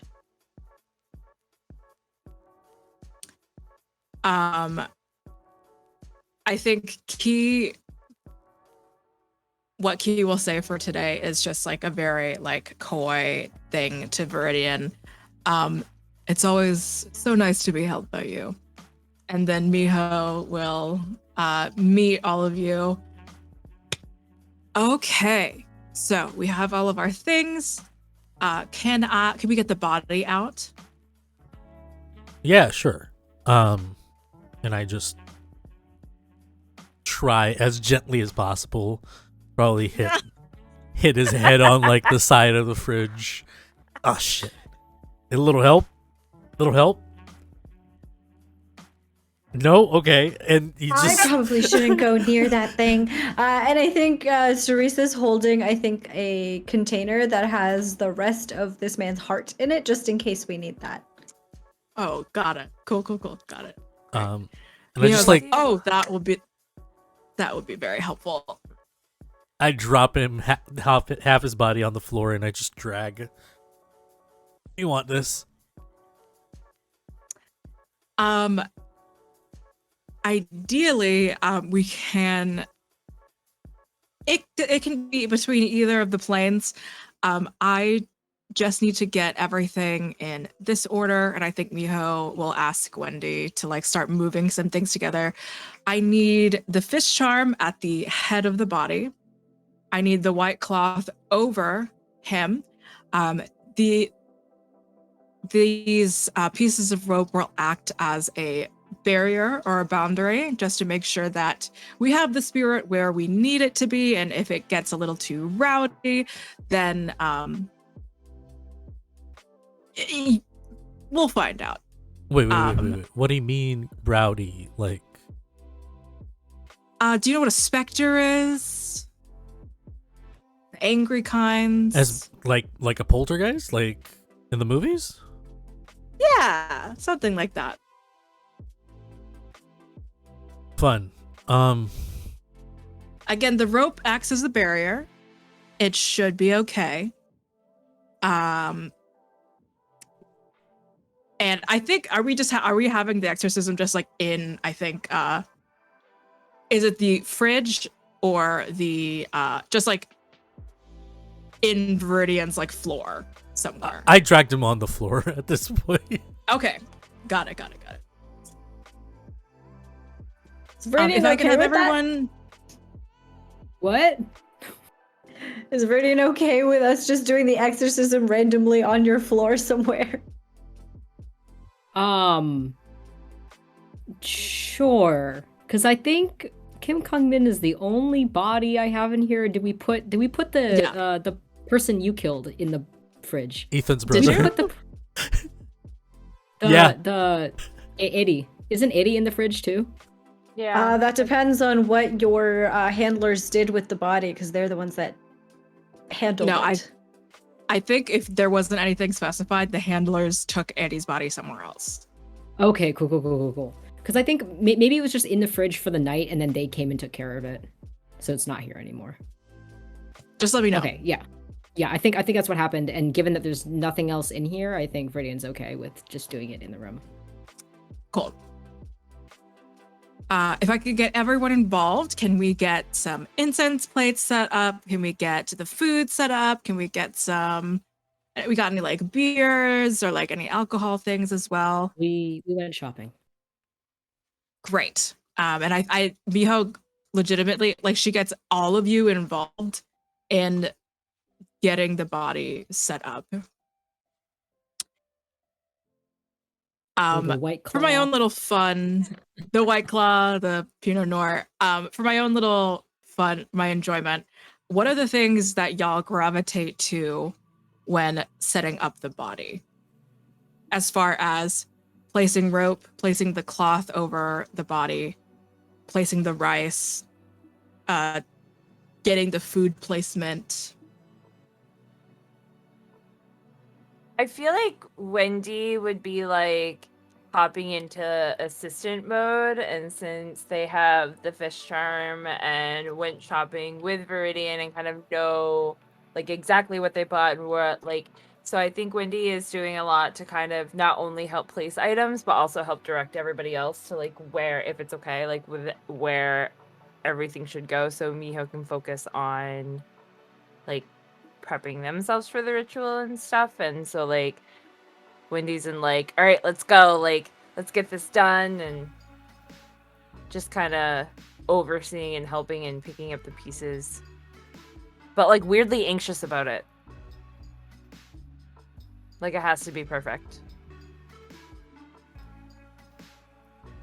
I think, ironically, Cerise is drawn towards helping ensure that the rope boundary is in place appropriately. They are setting that part of the ritual up, I think. I think Viridian's just doing whatever is asked of them. Maybe setting up the food or the drink.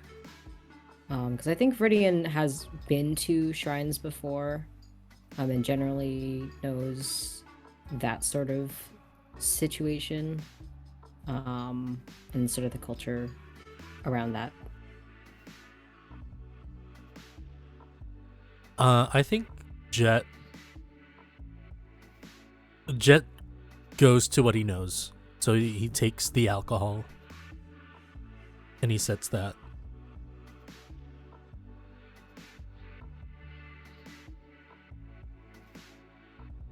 Okay.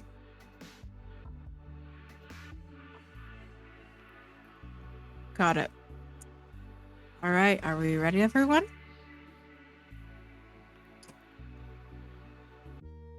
Yep.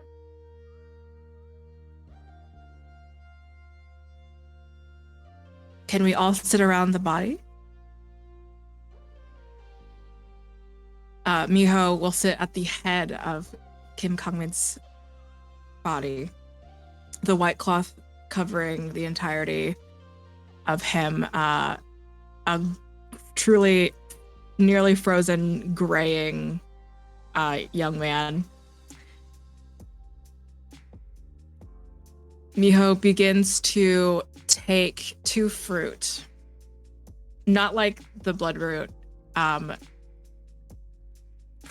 procures it from sort of both sleeves that she has, and she smashes them together over sort of the fabric of Kim Kongmin's face. And there is this red and sort of black and gray dye that begin to come out as she squeezes it. And then suddenly, what remains is red powder. And she blows it over. In her own tongue, in her own little like murmurings and whisperings to herself, she makes her incantations.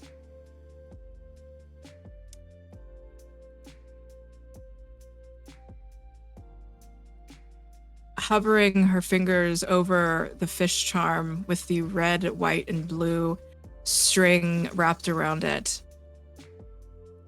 In a strange motion, as she runs her fingers along it, the white string starts to turn into a magical swirl of thorns. It just begins to make a circle in the air and like levitate in front of herself. And then the blue string turns into water, just like a steady stream circle of water. And the red string turns into flame. The fish, painted gold from whatever substance it was, suddenly becomes a charred, cooked fish. The smell of it permeates and begins to join the smoke of the incense at the same time. And you're sure if all of you can still smell or smell as particularly almost like a Korean offering feast is being had in front of you. And this isn't a traditional mudang ritual by any means. This is one that takes into consideration specific rituals. Miho's touch onto this. And she places her hands over Kangmin's face. Not on, but just sort of hovering over. And suddenly, almost as if the reality marble was beginning to transfer over into the real world, mist of Technicolor begins to pour out from the fridge, as well as the door that met you and Ki together. And over Kangmin is these three circles of nature. And the Technicolor mist and the circles join. And suddenly, all around the silhouette, the perimeter of Kim Kangmin's body, are these circles. And suddenly the thorns and the water and the fire turn more into light and begin to dance hurriedly faster around the Technicolor mist, and almost as if feeding the mist into Kangmin's body, a spectral form begins to push up.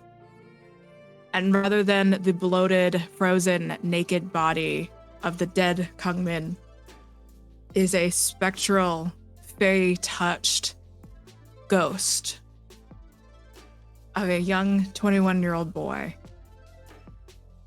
Kangmin,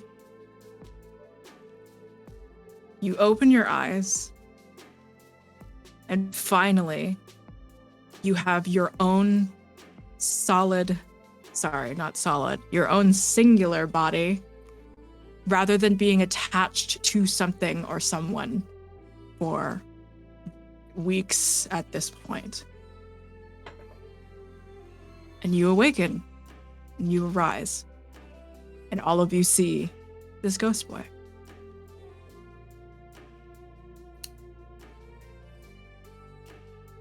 What's up, dudes?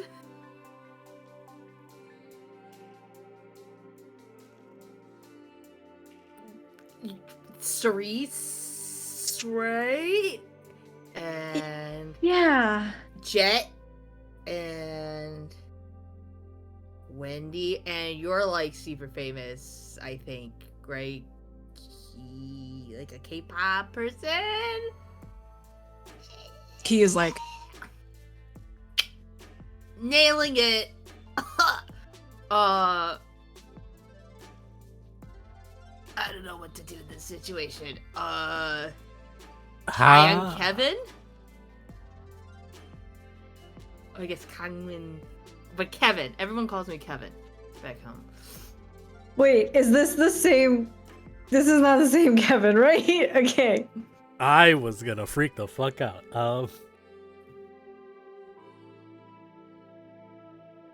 I did not know what to expect. Hey.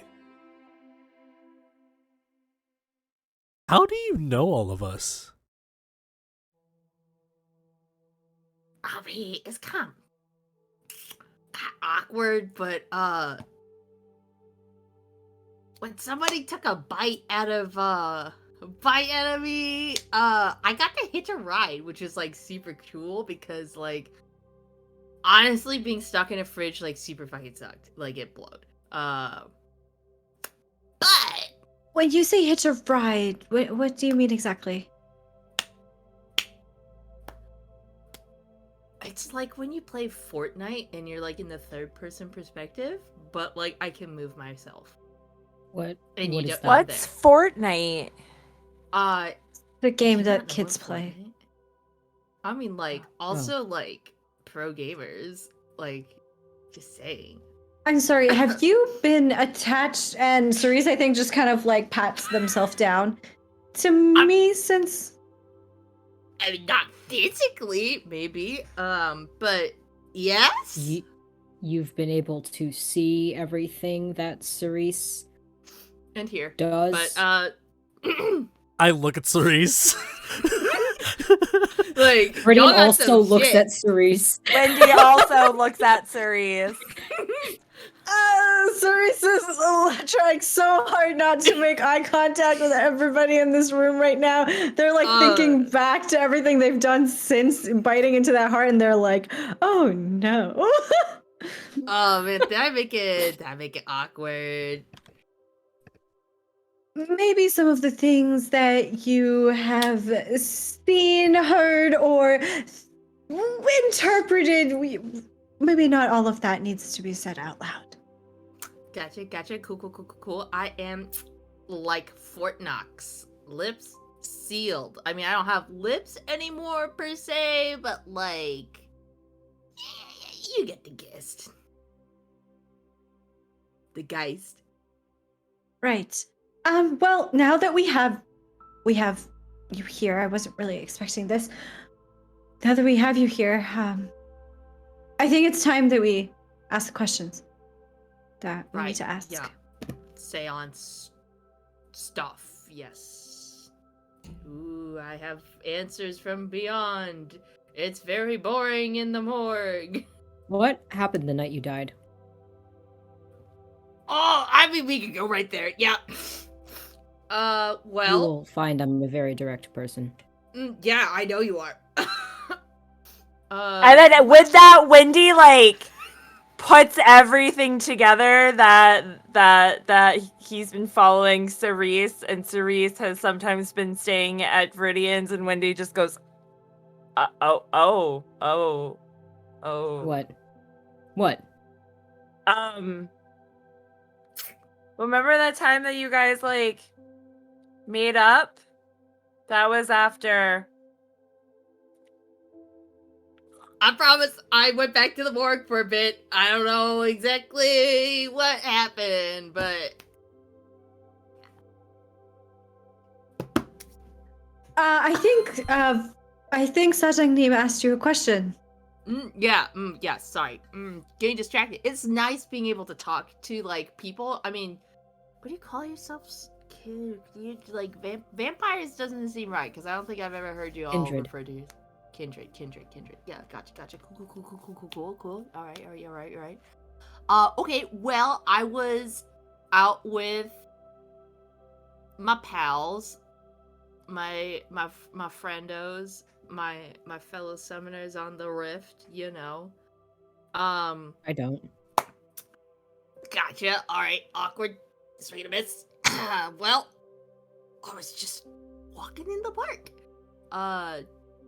It's been, the like shrine thingy in the park. We were out drinking and partying and living it up. And then suddenly I was not living it up. And I got McMurdered. As you do on a night.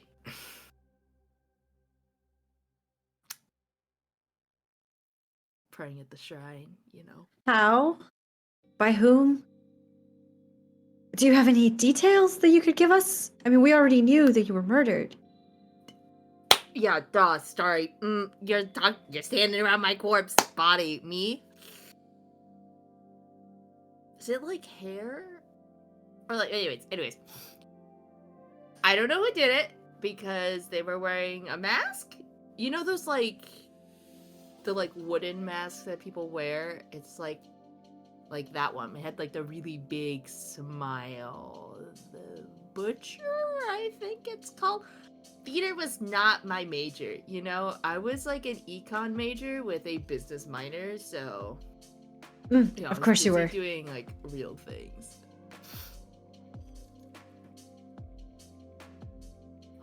But they came out of nowhere, and just the mask was like super creepy. It's less creepy when you're like out shopping and they feel like, oh look, these masks, but it was like super freaky that it just showed up behind me and everything went black, and then Did your No. friends So you were- see? no, they left. We were just like walking through the park and they went on ahead while I went to pray, and then like the shrine doors opened, which was like weird, but like the shrine doors opened, they never opened. So yeah, no, of course I walked in, like, what's the worst that's gonna happen? I didn't think I was Well- gonna die. That I night, suppose that is the worst. Kind of the worst, yeah, that No night, television. did it? It's gonna sound stupid, but just answer.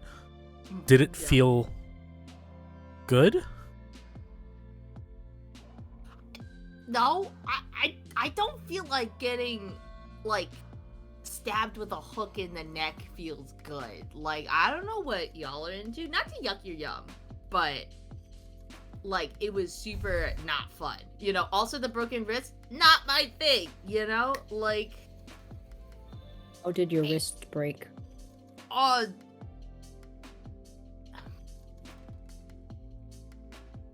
it's just gonna sound stupid. It's gonna sound wild, like crazy, like out of pocket, weird, wild. But like the shadows like reached out and like grabbed me, and like shattered my wrist. Storyteller. Mm-hmm. How much knowledge do we have about other clans in character? Only Viridian. Okay. Would I know? Could I make a guess? Give me a that it's the roll. Sombra? Yeah. Okay. But just What to do be you want me to clear, roll? Cogman is basically telling us that the bite wasn't blissful, like we're normally used to. Mm-hmm. Okay. Well, it wasn't a bite, I think is what Kungman said. Okay. He said that it was a It was hook, fish right? hook, or a hook. Yeah. Just a hook. Not a fish hook, just a hook. Yeah, just a hook. To the Give neck. me an intelligence occult super quick. Viridian. It is not going to be a high difficulty whatsoever. Could I argue etiquette or politics instead? Sure. Politics works. Cool. Nice. I have no occult. That's 2 successes. What was the original question? Just taking a guess of what kindred clan Like this could be. me, the player has an idea. Me, the player thinks it's La Sombra, And I want to know if Viridian would know that. Yes. Okay. Then I think Viridian just mutters under their breath, La Sombra. Well, what? Bless you. Oh. Viridian looks at Kongmin and then just like looks back to Wendy. La Sombra. Another vampiric clan. One of the things they are known for is having the ability to manipulate shadows. They That- seem pretty shady then. Cerise Sounds- rolls their eyes at that terrible joke, and they shake their head. No, but no bite. I thought only orphans were without teeth. Fangs, sometimes.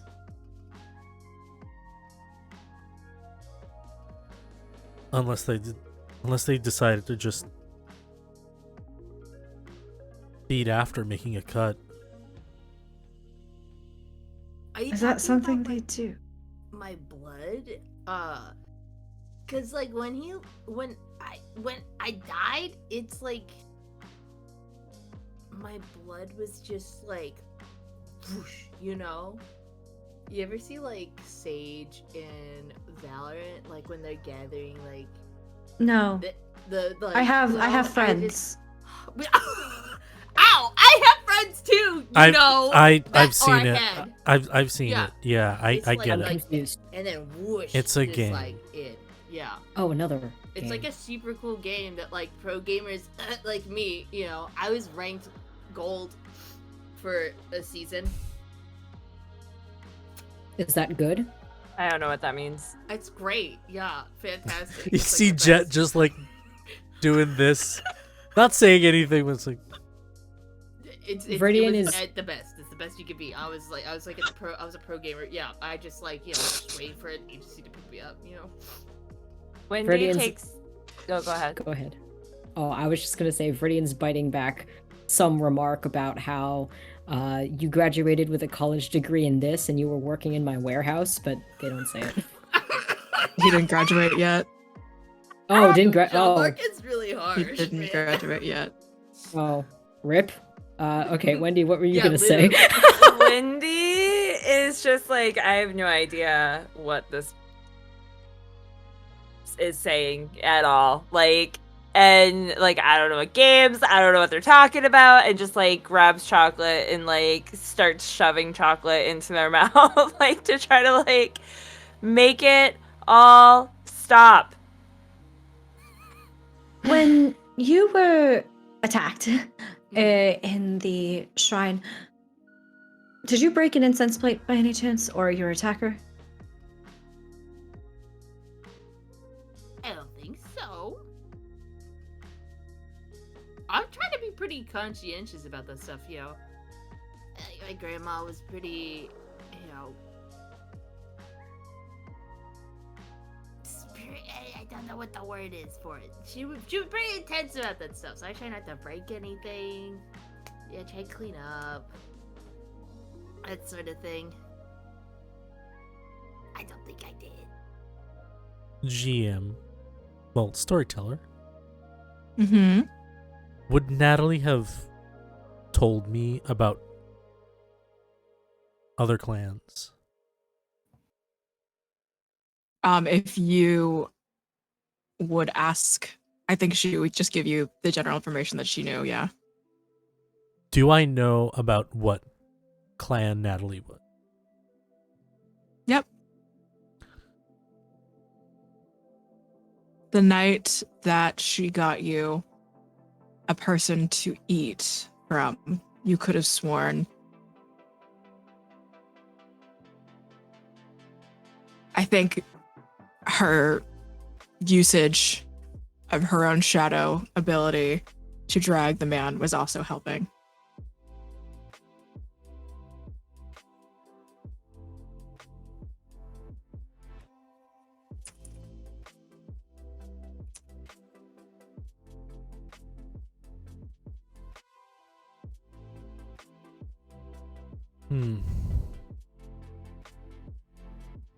Well, this is complicated. All right. What's complicated? Complicated how?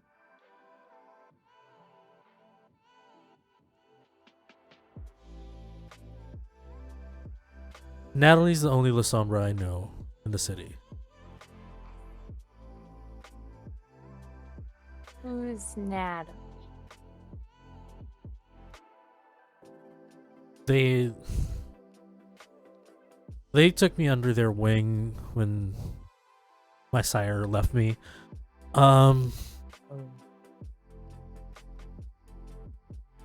They also have a particular interest in your blood. Yep. Does the way in which Kungmin has described his blood having been like pulled out of his body, does that sound at all similar to how you would like medically pull blood out of a body? No, it was very much like magical streams of blood were just being fed into the murderer. Fed into? Yep. I, Fabian, as the player, have an idea. Jet doesn't know. All right. Is this supposed to go somewhere or? Do we anyone does anybody of us know about Tremere, or do we know any Tremere in the city? I think Viridian would know about them. Yeah, at the very Do I least, know Viridian. any? I don't think Viridian knows any. Yeah. That was my suspicion too. This may be Tremere blood magic. I think if it's oh, go ahead. No, go. Wendy. Okay, I think if it's okay, Wendy, at this point, all of her chocolate is kicked in while they're all talking about this, and she's trying to hold on to like all these different things that are coming at her with the La Sombra and gaming and whatever, and like the chocolate's like kicked way in, and now Wendy, if it's okay, tries to like poke the ghost to see if like you just go through or if you. Yeah, your hand goes through. Okay. Whoa. Y'all, look at this. Yeah, I mean, Wendy, why don't you keep your hands to yourself? But I technically am. yeah, Like, I mean, there's Wendy's not nothing wrong. here. Yeah, I'm like a ghost. Oh wait, shoot. No, but this Oh, still I could doesn't be- make I could- sense. I could be something else. Like, look, I can. Is there like a small object in the room that is nearby, like a White Claw, maybe a White Claw can? Yeah, a White Claw, a can. Just like focus in and make it wiggle a little bit. I shall roll for you. Yeah, easily enough, you are able to start levitating it. Is that you with the salt shaker? Yes. Yeah, I was trying something. I don't know how well it worked. What was your intent? There was like this briefcase that was like, honestly, y'all were like looking around at stuff, and the briefcase seemed like super cool, but no one picked it up. So I don't know. Do So you you- know? Go ahead. Do you know Sunghyun? Han Sunghyun. Ethan? You were in my house? Oh, that makes sense. I He mean, was yeah, like, everywhere that I was, so. Yeah. yeah.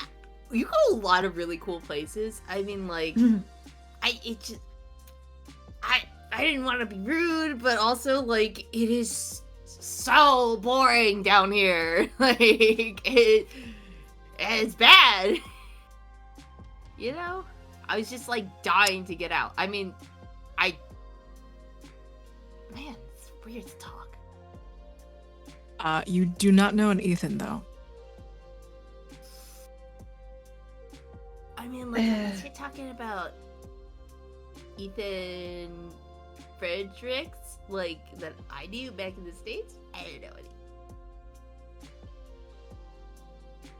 No, I still don't understand. I don't understand why somebody would do this. I mean, if this was a trap like we've been thinking this whole time to lure one of us out, to lure out a vampire as part of what was it that you said, the second Inquisition.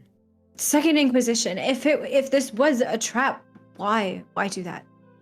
I still don't understand. Well, if the bloodroot was going to compel someone who may not have otherwise attacked or fed on Kim Kang-min, perhaps the intent was to draw out one of us, to kill in a way that would break the masquerade. Did you see? And Cerise turns back to Kangmin. Did you see who planted the bloodroot on you? Blood what? The Did thing you- that was in your heart. I take out like one of those Kevin's drugs. Did you take any of these? Oh, yeah, like, I take those, like, all the time, you know? It wasn't planted. They made the body. They made bloodroot through the drug. Well, that means that there's a lot more people out there, just like Kangmin, Yep. with bloodroot inside I'm- of them. I haven't studied the drug enough to know whether or not it stays the same way if they don't die. So we could be looking at like a wide scale bloodroot situation or not. Maybe it's like a dare thing, you know? Maybe they're just, like, trying to get kids to stop taking drugs? By You sicking know? vampires on you. Okay, not the greatest idea. This is, like, just a thought, you know? Man, who knew taking Did you drugs piss was gonna someone be off? good? I mean, you know, beyond the, I'm sure, countless number of people that you have probably pissed off in your life, did you piss someone off? If I wasn't already dead, I feel like I would die. It's insulting. Oh, man, rude.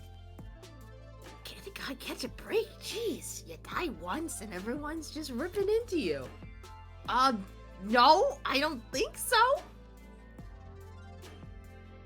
I mean, like, If you're see-through and I hold my hands behind my back, can you see through me and know what number I'm holding? 7. Oh my god, you guys.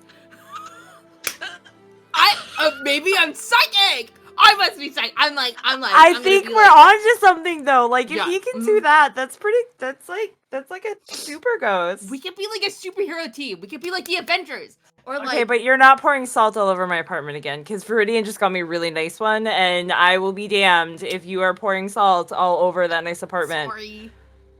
I hope you're not a little salty about that.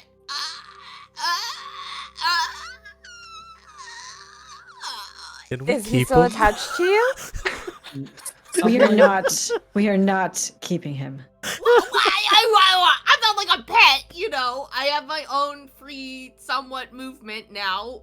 Kind Yeah, of. how do I detach you from myself, by the way? Why are you asking me? I think Miho will just sort of chime in, letting y'all do your thing. Oh, he's fully detached now, and he's kind of his own ghost. Oh, thank goodness. Yeah, dab. Can someone younger than me explain what any of that meant? Irrelevant. It's something the children do. It's I'm not like like a kid. I was like 20. I was almost 21. You know, like. Look, did you buy these drugs yourself? Yes, I bought these drugs myself. Wait, like. From who?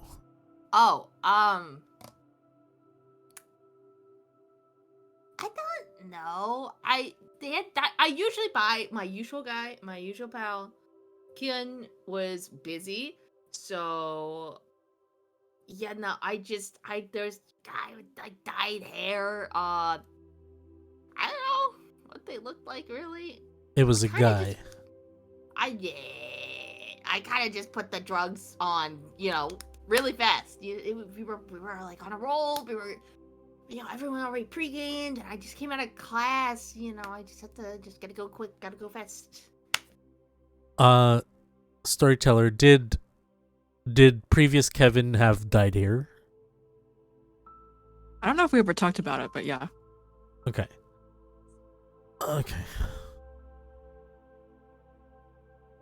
Shit. What did I was it like a vampire person doing vampire stuff? Were they stealing my blood through drugs? No. They were priming your insides to be a trap. Well, that's less cool. I'm that guy from the Alien movie, but less fun. Yeah. Viridian looks over to Cerise again. Like, I think every reference that Kim Kong Min makes that Viridian doesn't get, Viridian's looking to Cerise with an expression on her face that's just like, what? The chest bursters, they laid the aliens inside them and then they came out. It was a good movie. The best. Think of not really chest burster. Think of it as like they were marinating your insides.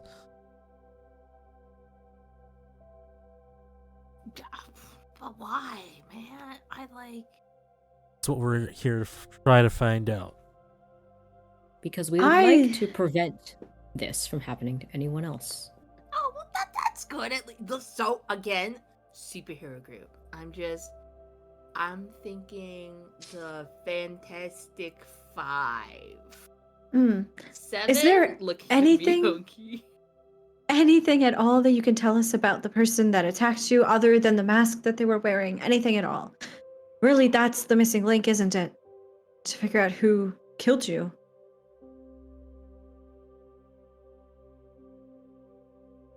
They like the hand hook man. Hook. Their hand sort of turned into the hook per se. It's not like they pulled something out. It was like whoosh, like Peter Pan, like Captain Hook. Is that something we can do? And Cerise looks over at Viridian. Turn your hand into a hook? Not us. Ventru, anyway. Lovely storyteller. Me, the player, has yet another guess. What I know about the clan that can shapeshift. Yeah. And I think Okay. even more specifically, like anyone with protean could conceivably do that, or even blood sorcerer. Mm-hmm. And I think Viridian looks at Cerise and just says, we, as Ventru, cannot, but there are other clans that can manipulate their blood or other blood to change their body. Okay, above table, because I don't know if Cerise knows this, so above table, all of these different disciplines coming out and the fact that they used a hook in order to get the blood out, I feel like it's an orphan of some kind, because orphans have access to all of the disciplines, right? Everyone just, has like, mix access and to the match? disciplines. Oh, okay. Yeah, everyone has access to all the disciplines. It's just the disciplines that are from your clan are easier to get because they cost less experience. Okay. And in some narrative stuff, if you wanted, just depending, if you wanted to get, for example, Protean, but you weren't personally a clan that had Protean, you would have to taste the blood of someone that had Protean. So for some people, it works like that. But Gotta nibble on a friend. Share your No, powers. As a treat, And who I do we would- know that nibbles on friends? Therese? Natalie. Yeah. How much does Viridian know about Natalie? It's not much, I don't think. But I know that Viridian, I know that Natalie's associated with you, and then it was mentioned in front of Viridian that Natalie was interested in Ceresa's blood. Yeah. When you confronted us about the whole feeding situation, you would have heard about the encounter with Natalie. And Cerise, sorry, go. Oh, I think Viridian's just staring, like looking between you two, just waiting for one of you to say something. And I think Cerise does. I think Cerise kind of shoots a look at Jet. I hate to say it, but your friend's not looking so good. Storyteller. yeah, If I destroy the bloodstone, would they know? which bloodstone? They What gave now? me a ring. Or Natalie gave me a bloodstone, so they can keep track of me. you said, would Natalie know? Yeah. Sorry, I didn't get the entire question. So, Natalie gave me a bloodstone. Hmm. If I destroy that bloodstone, would they know? Absolutely. I take off the ring that they gave me, and I step on it. Okay.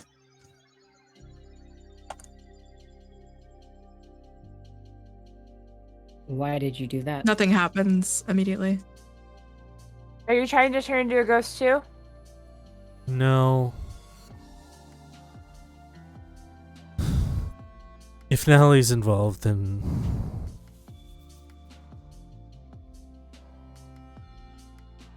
if I destroyed that, hopefully they would have come. That alerts them to where I am. like a GPS tracker. Yep, like a GPS tracker. Like an Apple tag. Like an Apple tag. Yo, I feel like somebody having a tracker on you is like a bad vibe. You know, like. For once, I actually agree with them. Yeah. Like toxic relationship vibes. I don't know who this Natalie person is, but like my friend had like an ex who used to do that. It just was not fun. It's not good. You should leave that relationship. The reason why I was fine with it is because if I needed help, they could do so. And this was before I met all of you. Who is Natalie to you, Jet? Viridian looks legitimately concerned. I thought they were somebody I could trust. I'm still When did hoping that that's the case. 'Cause When it's did you meet them? a few days after I got turned. I'm slowly running out of people that I can trust, and this is beginning to be frustrating. Yeah.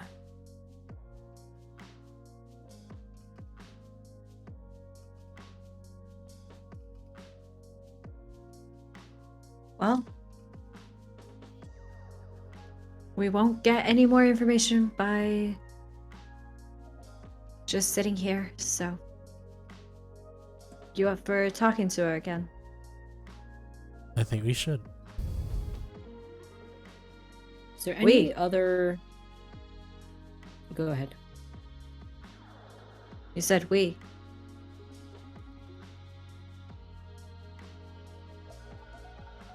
You're expecting all of us to go?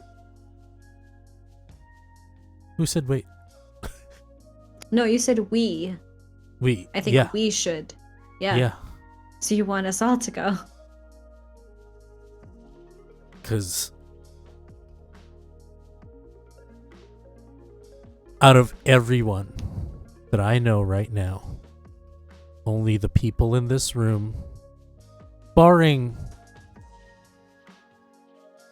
ghosts and Fae alike, are the only people that I can trust right now. And you don't think that she will be more secretive if people that she doesn't trust are in the room?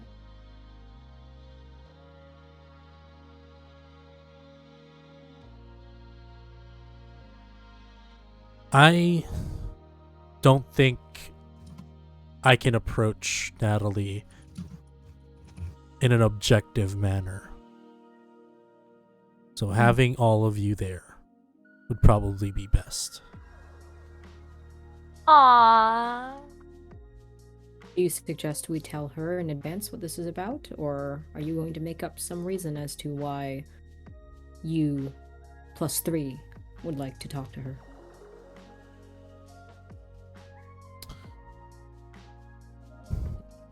Does it even matter?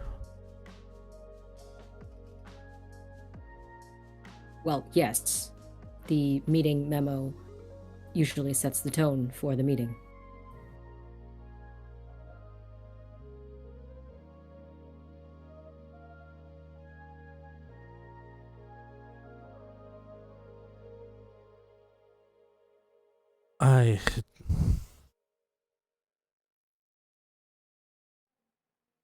I just want to get it over with.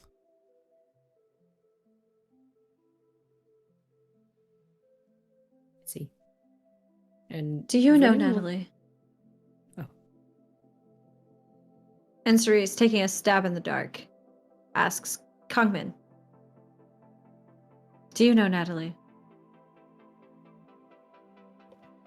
I don't think so. I don't think so. I mean, like Portman? No. Sorry, You know but Natalie Portman? Who's like, Natalie Portman? I like once saw her in like Starbucks in LA. We were like, I like pretty sure it was her. I mean, like 69% sure it was her. You know, she was wearing sunglasses and a big cap, but like, you know, like I'm pretty sure. Pretty sure. Did you move here recently, or were you in LA on a trip? Oh my god! No, I'm from the States. That So you're going to explains school so here? much. Because I've got natural charisma, right? California boy.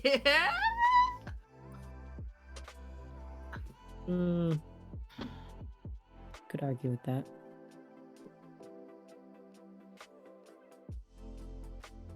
Hungmin, is there anything else that you can remember that you think, well, not that you think, is there anything else that happened that might be useful to the solving of your murder, which I intend to do? I've never been so insulted and honored at the same time.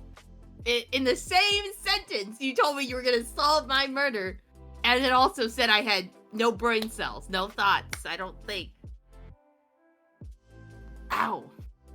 I don't know, like when like there's the shadows and then like the shadow like box thing and What box? like what it was. You didn't mention a is not the box. right word.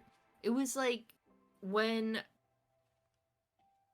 right when I like scooted into the shrine, it suddenly became like pitch black. I mean, like it was dark out, right? Because it was nighttime.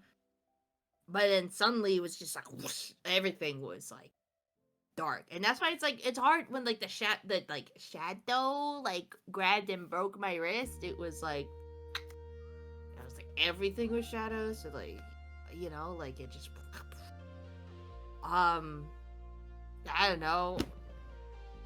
There was just like blood on the ground and stuff, you know? It's just like wild.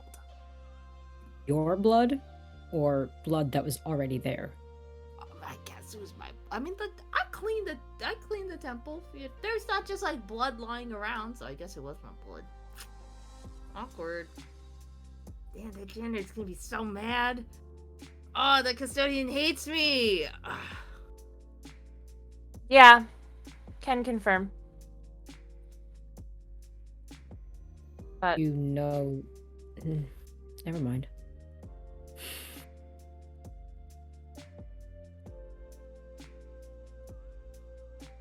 So that's I can it? come along, right? Like I can like I'll just like hide.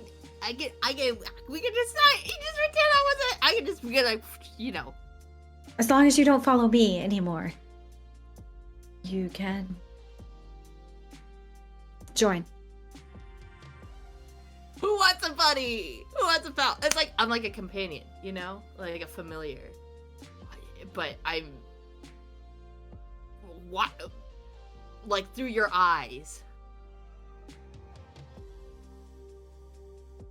you can hang out in my fanny pack.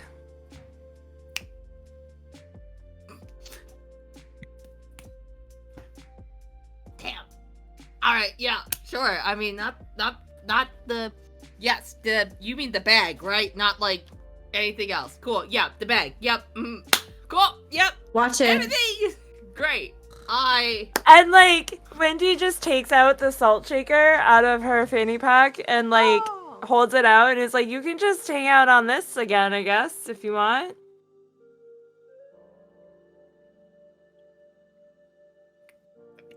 Sure. Yeah. I mean, do you have a phone? I want to try something. I want to see something. Cause like, salt shakers are like cool and stuff, but I really miss gaming, you know? Like, yeah, I just, like, I had so much. I was two people away from having the Raid Shadow Legends, like, bonus for, like, subscription. You know, it's like a Raid Shadow Legends, like, affiliate. Do you have Raid Shadow Legends? Like, maybe you can put the code. I mean, like, I guess I'm dead. But, like, maybe my parents could get, like, the money from Raid Shadow Legends, you know? I had, like, good heroes.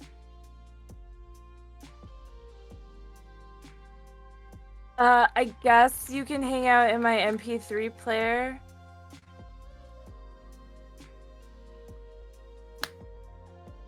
Sure.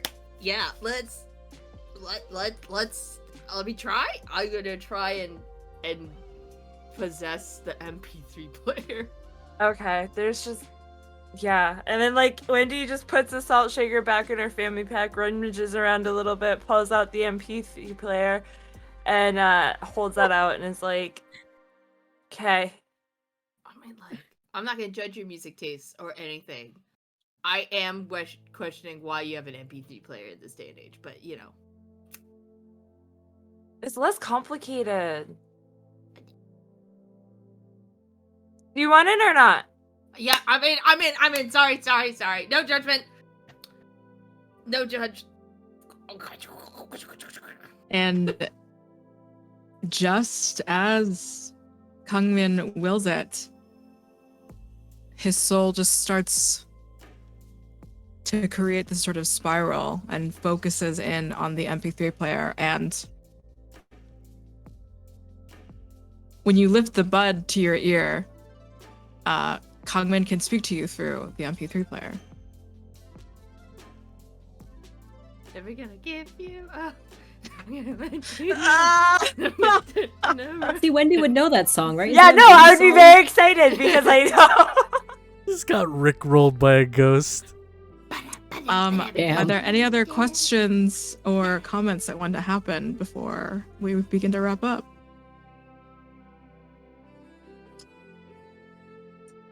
Oh, right. And I think Cerise, after taking in the everything that is Kim Kungmin's personality, they remember the information that they had gotten earlier.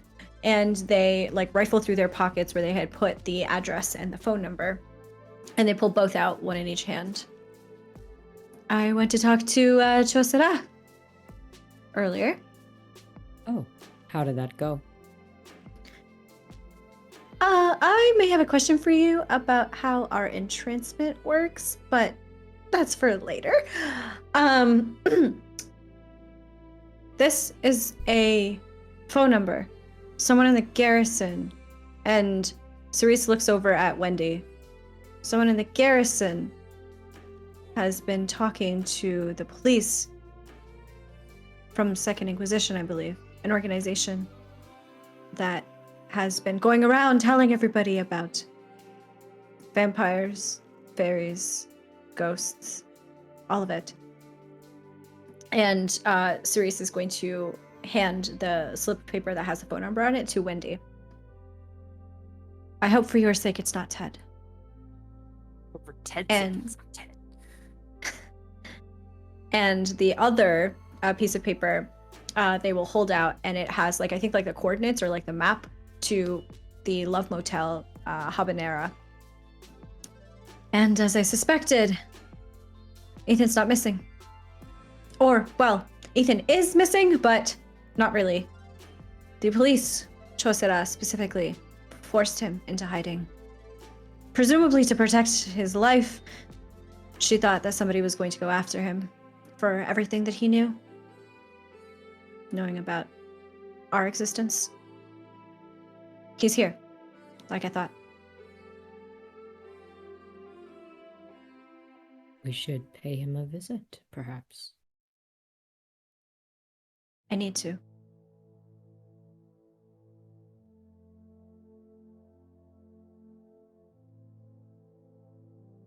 And Cerise will look over at Jet, who was very opposed to the idea of going to any of these buildings last time. Jet's really really preoccupied. Well, if nobody has any qualms about it, I think that's where I'm gonna go next. I don't think you should go alone. You're welcome to come with me.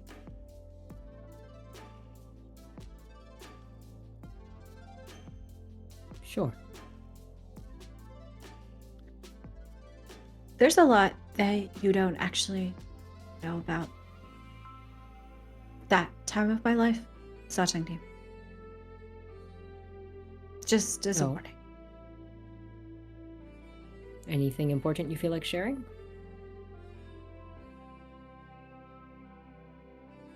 Maybe not yet.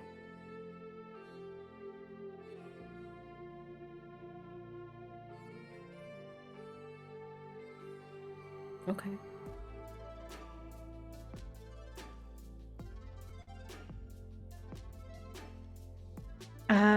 Wendy, do call that number though. And if it's not Ted, maybe ask Ted about it. Yeah. Jet, you were there recently, right? Did you see anything weird? Did you see anything while you were there? No, I was preoccupied with the violin. Makes sense. Did you get it? Yeah, The violin? yeah, I did. Okay. Who is it for?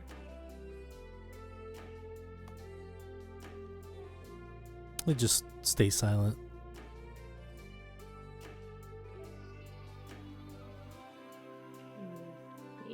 Verdian just kind of stares at you. The fairies, I think, are beginning to pack up. Considering Kungmin is not a hostile spirit, the ropes are able to come. They weren't like tied or anything, but like the formation made with the ropes can be broken. The entire time, Miho has had to like maintain a certain like gesture, but then as she drops it, Kungmin, you don't feel there was almost like a certain energy, like an energizing power that the fairies were sort of uplifting you with, and that is sort of now brought you back to a more default familiar stage of existence that you're at. Unless anyone wants to say anything to the fairies, they are going to take their leave.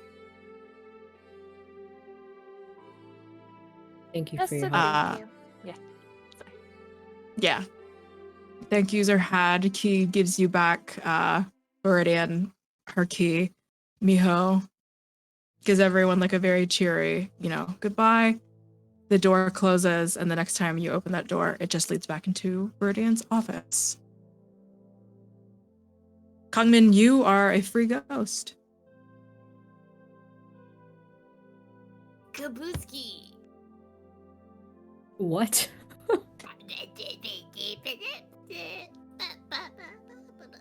Are we hearing your little like robotic voice coming from the MP3?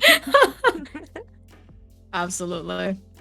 It's like, when people have their headphones too loud and you can like kind of like in a muffled way hear Yeah. the music that's coming out of it. Yes. That's what we're hearing right now is Kangmin making those sounds coming out of Shut No. this. No.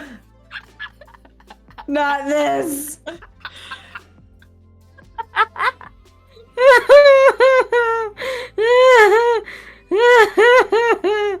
Oh, you didn't like that tune? I got a different one. My money don't jiggle jiggle, it falls. There's a and great I banger. Wiggle wiggle. Is this are we gonna get DMCA'd for this? Not if it's less than 30 seconds. Amazing. Great. That's awesome. As we begin to close, let's see. So to sum up everything that we got from Kangmin today, went out drinking, friends went ahead as he went to go pray, and then the world all around him was suddenly dark, but what he was able to see was the Pekjung Hehatal mask, Hahuetal, which is the representative of the butcher, the role in the play. The murderer's hand turned into a hook, stabbing Kangmin in the throat, and blood beginning to absorb into the butcher's body. Blood was still left remaining on the ground where Kangmin died. Bloodroot was placed onto Kangmin by Sparkle replicants. Kangmin is able to possess small things. So far, a salt shaker, and a can of White Claw, and an MP3 player. With all that in mind, as the night sort of begins to quiet down and whatever arrangements for Kangmin are made to remain in the MP3 player, that's great. In the distance, a soft song begins to play.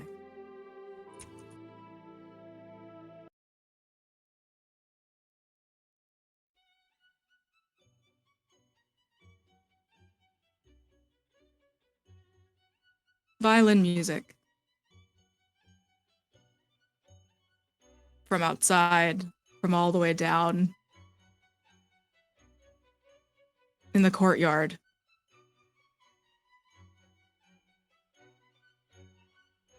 From where?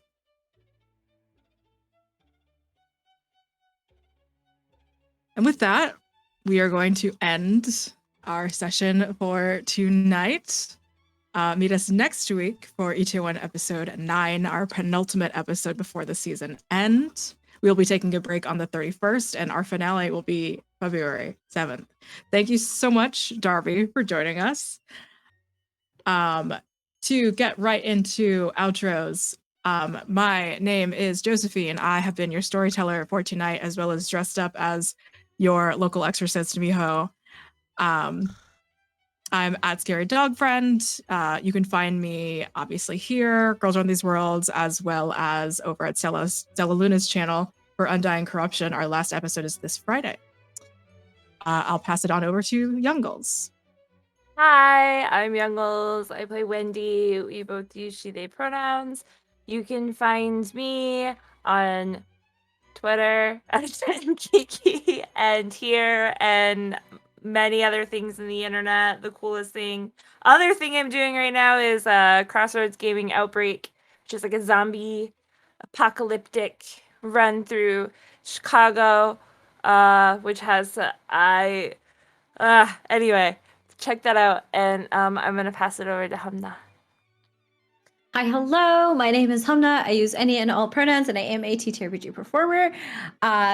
You can find me on Twitter at @shahid_, where I talk about all of the different projects that I'm a part of. I'm on a variety of different APs right now, so Twitter is the best place to know where I am at any given point in time.